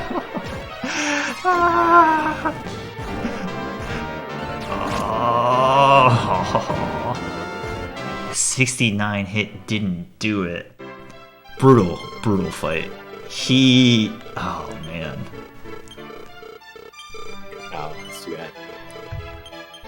I'll give him this. He was super resourceful and like really stretched out. I mean, he played it so well, but he was also underprepared MP wise for that fight. heavily, and that's what's tragic about prayer rings in this game, man. They break, you only have so many, and then your route has even less. And suddenly, it's all over. And then suddenly, the focus is on Big Diener over here. Alright. This warrior has garbage HP.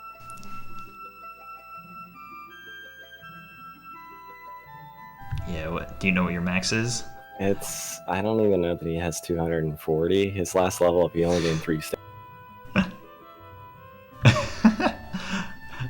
I gotta say, most DQ3 marathon runs I've been a part of, both live and online, have been like really good. So I felt like we're kind of bound for one like this. Pop always has really great luck. His runs always finish like right around the 3 hour. Yeah.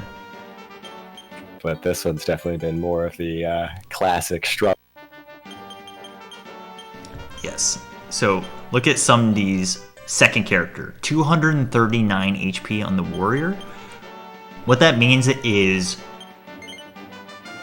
your survivability in Zoma just plummets, because a physical to your warrior is like 140 to 170 damage. So that means, 70 to 100 HP left.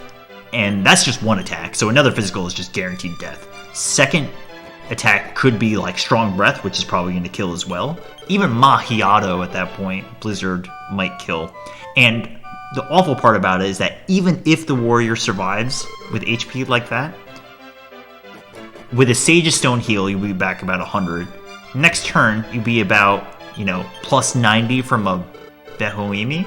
You're at 190, and then you lost all your momentum, because if he gets physical again, or if it's double breath or anything, it's that much worse when you have a low HP cap, because it's so hard to keep up with the damage output. And when you have a higher HP pool, it's not great, but it's generally not great, but You have more options too. yeah, in the event that Zoma hits somebody else with a physical, it gives you that many more opportunities to get the max HP fully restored on the warrior. So it's why it's just so important to have the high HP, specifically the warrior. I mean, high HP on everybody is great, but the warrior is like first and foremost, and then the mage warrior is second. And ideally, you have around 300 with the Mage Warrior as well.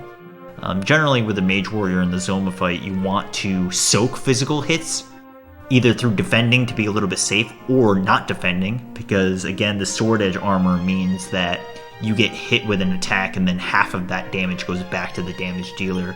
So, if you get hit with 170 physical on your Mage Warrior, it's scary, but you dealt 85 damage, which is really good.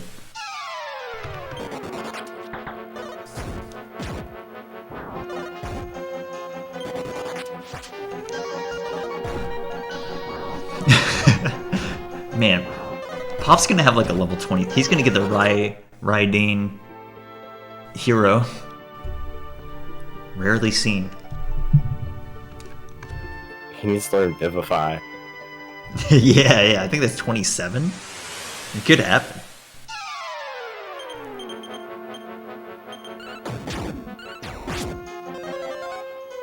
Yeah, that's a good point. We'll swap audio over. That's smart.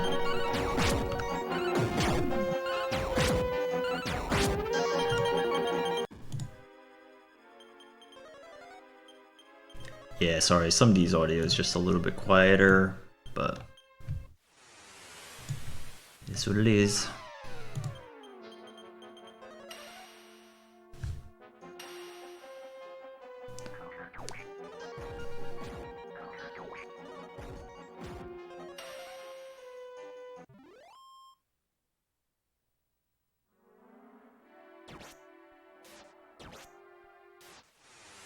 Here, we've got the Ortega fight again.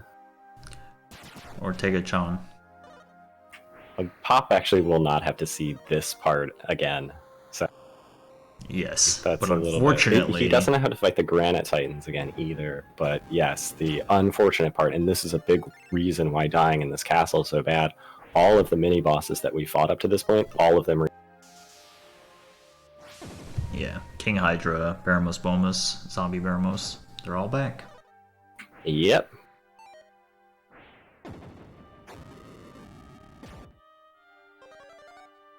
Somebody, do you possibly have a way to crank your audio a bit, or no?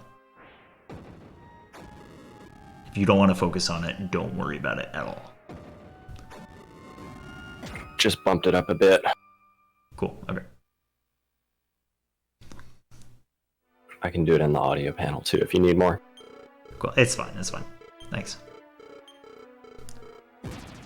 Alright, final floor. Again, these fights are scary, you have to be prepared. You're trying to mitigate your MP usage as much as possible, and I'm not sure what somebody's prayer ring situation is, but I would guess that it's probably been pretty conservative.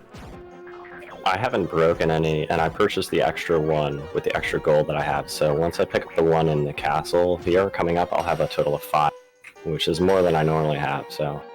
Yeah.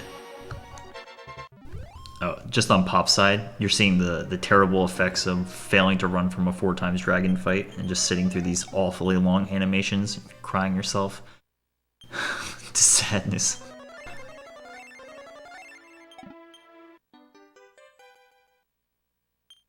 Alright, again, another leaf, prayer ring, and the Sage's Stone.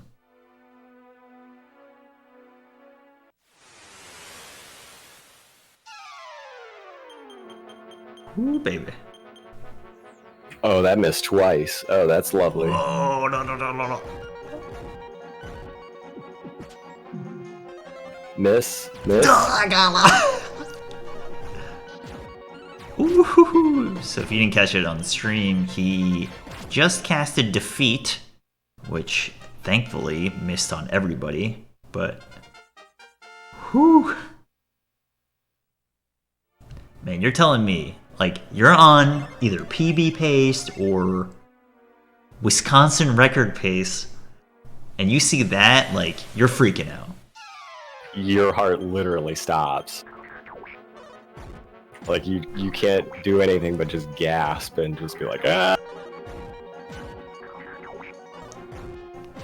Oh, here we go. Same fight. Pop's on. Oh, he got double. He got double. Stop still. No problem. Must be nice. Must be nice to have a warrior with decent HP, too. Yeah, 296 is better than 240. That's okay. You'll get like 2 level ups here. You get big, girthy 30 HP. Each level up. Well. Hey, he just gained 1. He's only going to get 1. Damn.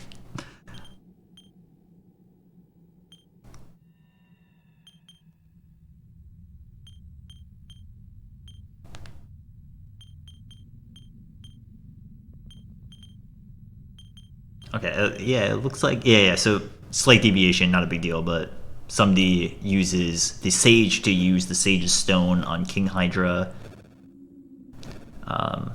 It's just a testament to how there's varying strategies for the first few fights. Zoma is like very formulaic, except for your Sage. But yeah, there's some wiggle room with King Hydra and even Bomus to some degree.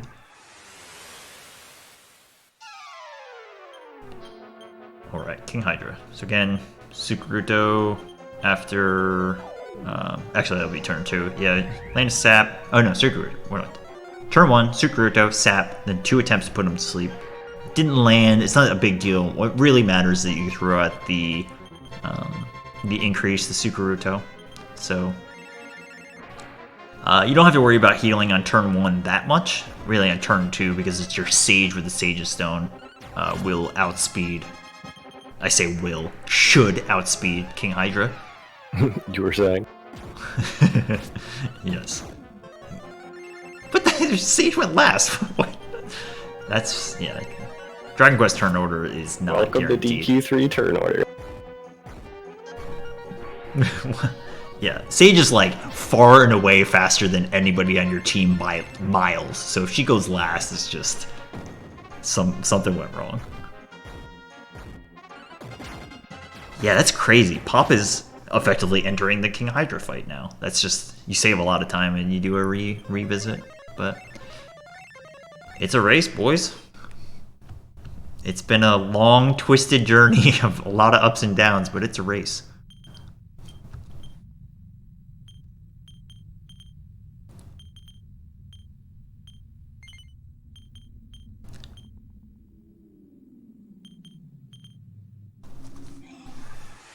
Alright, Baramos Bomus, 1100 HP, very scary. Need to land Sap or else you just can't do any damage because his defense is super high.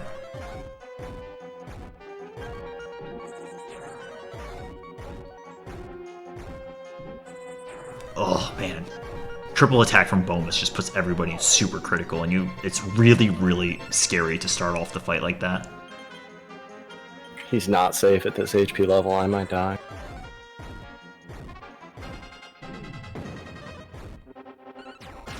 Okay, 2 attacks is better than 3. Still need to be careful. Opting to defend with the hero, which is definitely the right call. Hero's going to take very little damage while defending because of the light armor. But with that turn, getting 1 attack, kind of back on top, which is good. Super, super scary.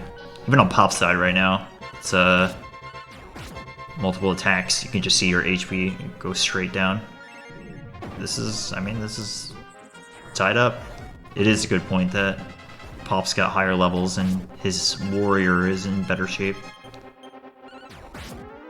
But yeah, I mean, Pop's levels are like way higher. Here we go. Level 21, 27 HP. That's great for the mage warrior, but you know, not the one you care about.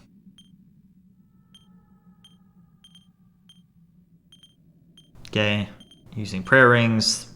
Looking really good on prayer rings.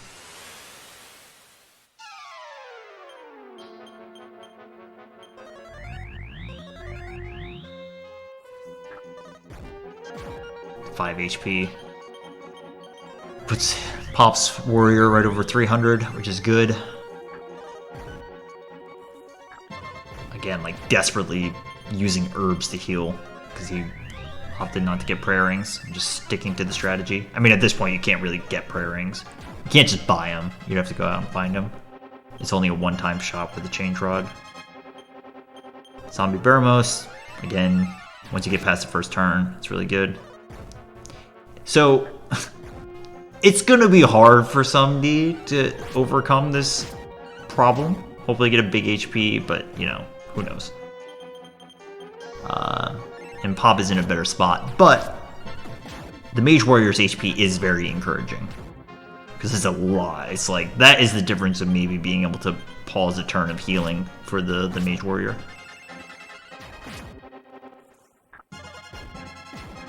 But yeah, that second character on SUMD's side is real scary. This is one of the worst warriors I've ever seen. Not the worst, but one. Oh my god. It's nearly getting killed by that guy of all things. Yeah. Yeah, it's 18 is okay.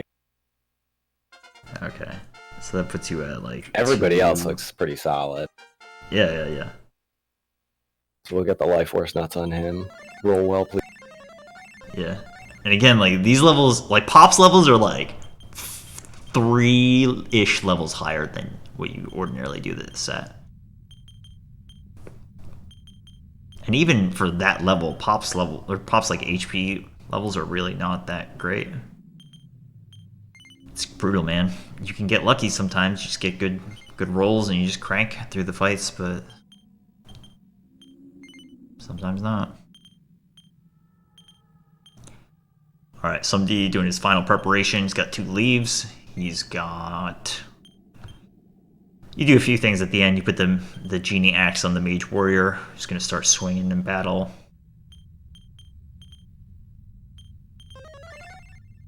Oh, and then Pop gets... Oh, 287? Okay. And Pop gets 21 HP on his Warrior at 25. Alright, here we go. Zoma. We'll watch SUMD.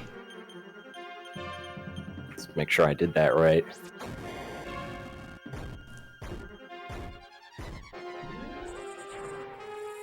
Alright, I'm gonna focus. See you on the other side. Alright. Here, I'll mute, so... Okay. So buy kill right away. So look at some of these MP levels, right? He's got 80 on the Sage versus Pop, who's got 38. That is just room to be able to use increase and sap against the boss, which is a big deal. So, I mean, Pop's in better position than before. But particularly being able to cast sap really can speed this fight up. So, yo, those synced freezing waves just get me going. Okay, but yeah, you can see the damage output already, right? Like on some Ds, again, I'm focusing on the left. Some Ds, this is his first Zoma attempt. Once you land sap and buy kill and you got the MP to be able to beef up your characters, you really crank out damage. Again, the Mage Warrior, when she attacks with the axe, it's a 1 in 8 chance to miss and a 1 in 8 chance to critical. I am sure, yeah, so I'm sure that Pop's hero is going to be doing tons of damage, and that he has access to sap and to buy kill. Okay, but SUMDe's definitely hanging in there. Whenever you see like a single physical and Mahi auto, it's usually a very good turn to keep up with damage. Really, Strong Breath is just hard to deal with. Strong Breath and Physical, or double Strong Breath, or double Physical. I mean, they're all really bad. You can only survive so long without seeing Freezing Waves. And it's very a double-edged sword, because Freezing Waves technically slows your progress, because you can't set up on the boss, but so you deal less damage because he's not sapped and you don't get buy kill, all that. But if you go too far with not seeing Freezing Waves, it means that he is just doing straight damage, and then you can't keep up. So you want a healthy balance. Alright, so SUMDe is preemptively using a leaf on his Sage, which was a smart play. I think the hero is going to live through this. Oh, no! Wow! That was such a huge damage roll. So the hero should be taking less damage from the breath attack, like definitely. But getting hit by that much is which is 69 damage, which was way less than the others. But even that was a super high damage roll. So managed to get back with the team good. Hopefully all right, yeah, smartly defended with the Sage on that turn. It's rough. He's gonna have to make a gut call with his Sage right now. So let's see what he does. Probably gonna heal the warrior. Might heal. Yeah. Okay. So his Sage is like really vulnerable right now. Fourth character. Probably dead. Might be able to whip out another. Yeah, 75. Really brutal. Might be able to whip out a. Does he have a leaf? He's got one last leaf and he has to use it right away. The Zoma is just like cranking. Freezing Waves, okay. Freezing Waves is his only hope there, or physical to the Mage Warrior. 183 on the Warrior. This is like the worst spot to be in, because now you have to sacrifice potentially your Sage again for the sake of healing. This is just really bad. This is really bad. Yeah, he'll be able to heal the Sage, but if he gets hit by a physical on the Sage, she's dead, and then the whole party's dead. Okay. Mahi auto is good, but it's still not great because, again, after a Sage's Stone, he has to choose between the Warrior and the Sage, which he's going to choose a Warrior because he has to, but it puts the Sage in a terrible spot, so... again, you know, even another Strong Breath is going to kill. Okay, that was good. That was definitely the best thing that could have happened. So at this point, now he can heal the Sage, or defend, yeah, one of the two. Which he'll play it safe with the Sage, and is back, basically, which is great. He was able to land some hits on the first character who was defending. Back in. But, like, all of this is to say that this is not a good fight because you're not attacking, right? You're getting some swings in, but when you're just in panic mode and you're just sitting here and healing, you're not doing damage, right? So, yeah, it's great you survived, but you burn multiple minutes to navigate through this treacherous situation for the sake of not being dead, as opposed to beating the boss. So, Yeah, that's a good point. I see these numbers on Pop's side, is that he'll probably be wrapping up this fight fairly soon if he's cranking out 250s, 300s.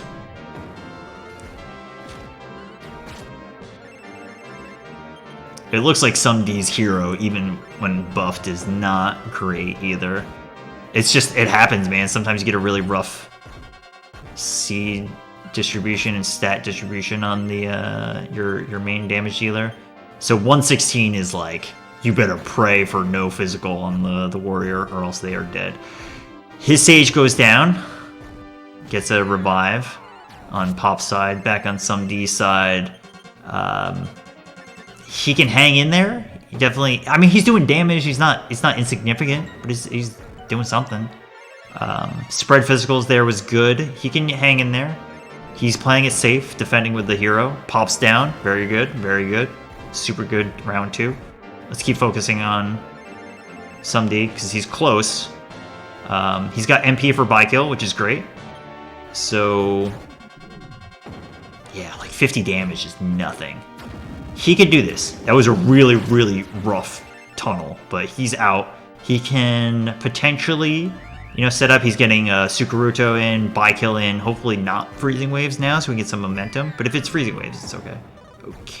Okay. So 107 is a super low damage roll, which is really, I mean, he needed that, but it's not super safe right now. We're getting at the point where if one of the characters dies, we still might be able to clutch it out. Nice Kaishin. There it is. Great. Very well done. That was finished. That was great. Yeah, you were in a very rough tunnel there for a while. Oh, yeah, you don't have to tell me. That is one of the most violent Zomas I've ever seen. Like, he never used freezing waves, just attack me over and over and over. Yeah. That's what I was talking about, how if you go far enough without seeing freezing waves, you think it's great because you don't lose your buffs, but you just take straight damage and can't keep up. He split the physicals when he needed to. Yeah. There was 2 turns in a row where your defending mage warrior took a hit, and it would have easily killed either your sage or warrior. Yeah, it was like 3 turns I was stuck not doing anything except defending and trying to heal. Yeah. And a lot of that's just, like we talked about earlier, a consequence of having lower HP. I can't do anything other than heal or defend. Yep. So, Pop got you by about like a minute. I did see the screen flashing on his screen first. And again, that's probably a function of the higher levels and the ability to play more aggressively.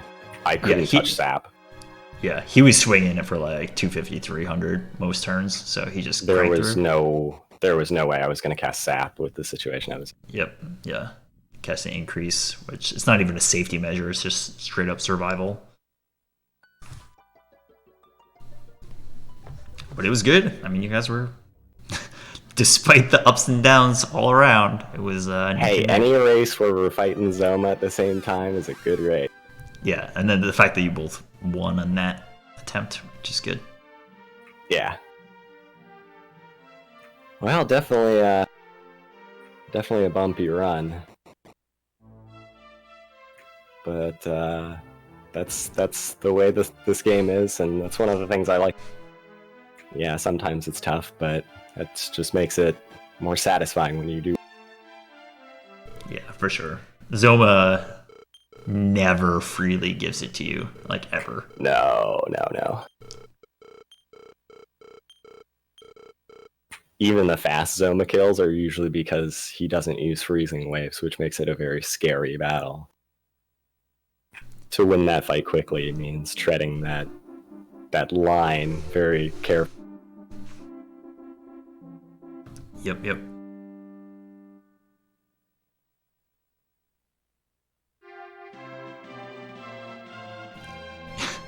Pop like really had the journey though. Like he entered the Zoma fight and I think he had 18 MP on the Mage Warrior and like 10 on the Sage and no prayer rings and just really tried to turtle it. Yeah, Zoma can be won without really having a lot of MP. It's just a very slow battle.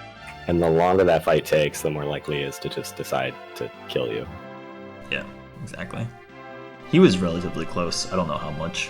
how far away he was, but yeah.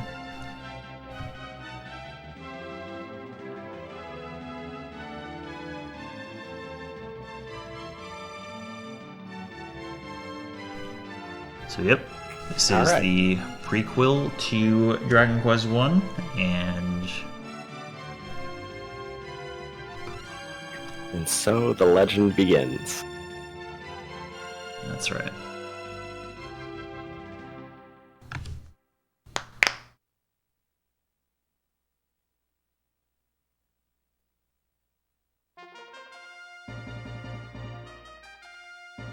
All right, well, with JRTA timing, we do take timer end at the end of the credits, so it'll go on for a little bit. We'll sit through the credit. Just want to, once again, thank everybody for coming out and watching. Hope you all enjoyed Dragon Quest.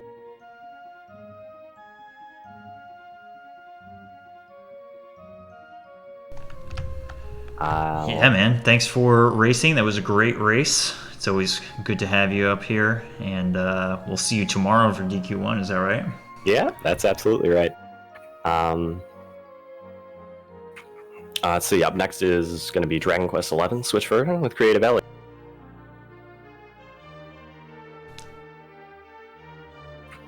That's right. We'll be transitioning over soon, but for sure. So yeah, as we wrap up Dragon Quest III here, don't go anywhere. Stick around. We'll have Dragon Quest XI coming up right after.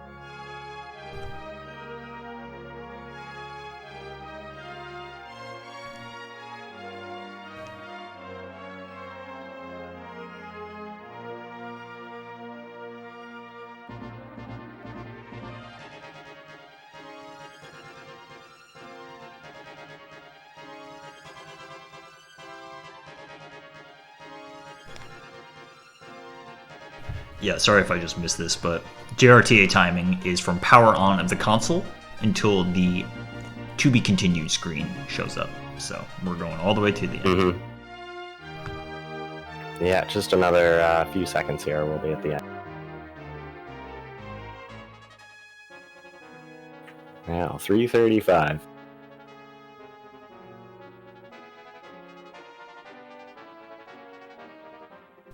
All right, so that's time for Pop. 3:35. I think it was a 30. Not a terrible time when you factor in how much he struggled in the beginning and then dying to Zoma, which is easily like a 15 to 20 minute time loss. Yeah. And his wipe outside of Remolder, it wasn't that time costly, but it was just such a low kick. I've never been that badly harassed by those things, so to see him full on party wipe there is stunning. Alright, coming up on time. 3:36. GG. 3:36. I got 12. It's roughly 45-second spread, you know? Super good. Super That's good. Very close. Very, very close. Can't ask for... Well, you might be able to ask for a cleaner run, but you can't ask for a closer race. Yeah, so. the race was close, and that's for me. Whenever, like I said earlier, whenever we're both fighting Zoma at the same time, it was a. So I hope you all enjoyed Dragon Quest III Super Famicom version. Any percent? Cool. All right, great, SUMD. Thanks for the race, and we'll see you tomorrow. Yeah, have a great night. See you guys in the marathon. All right.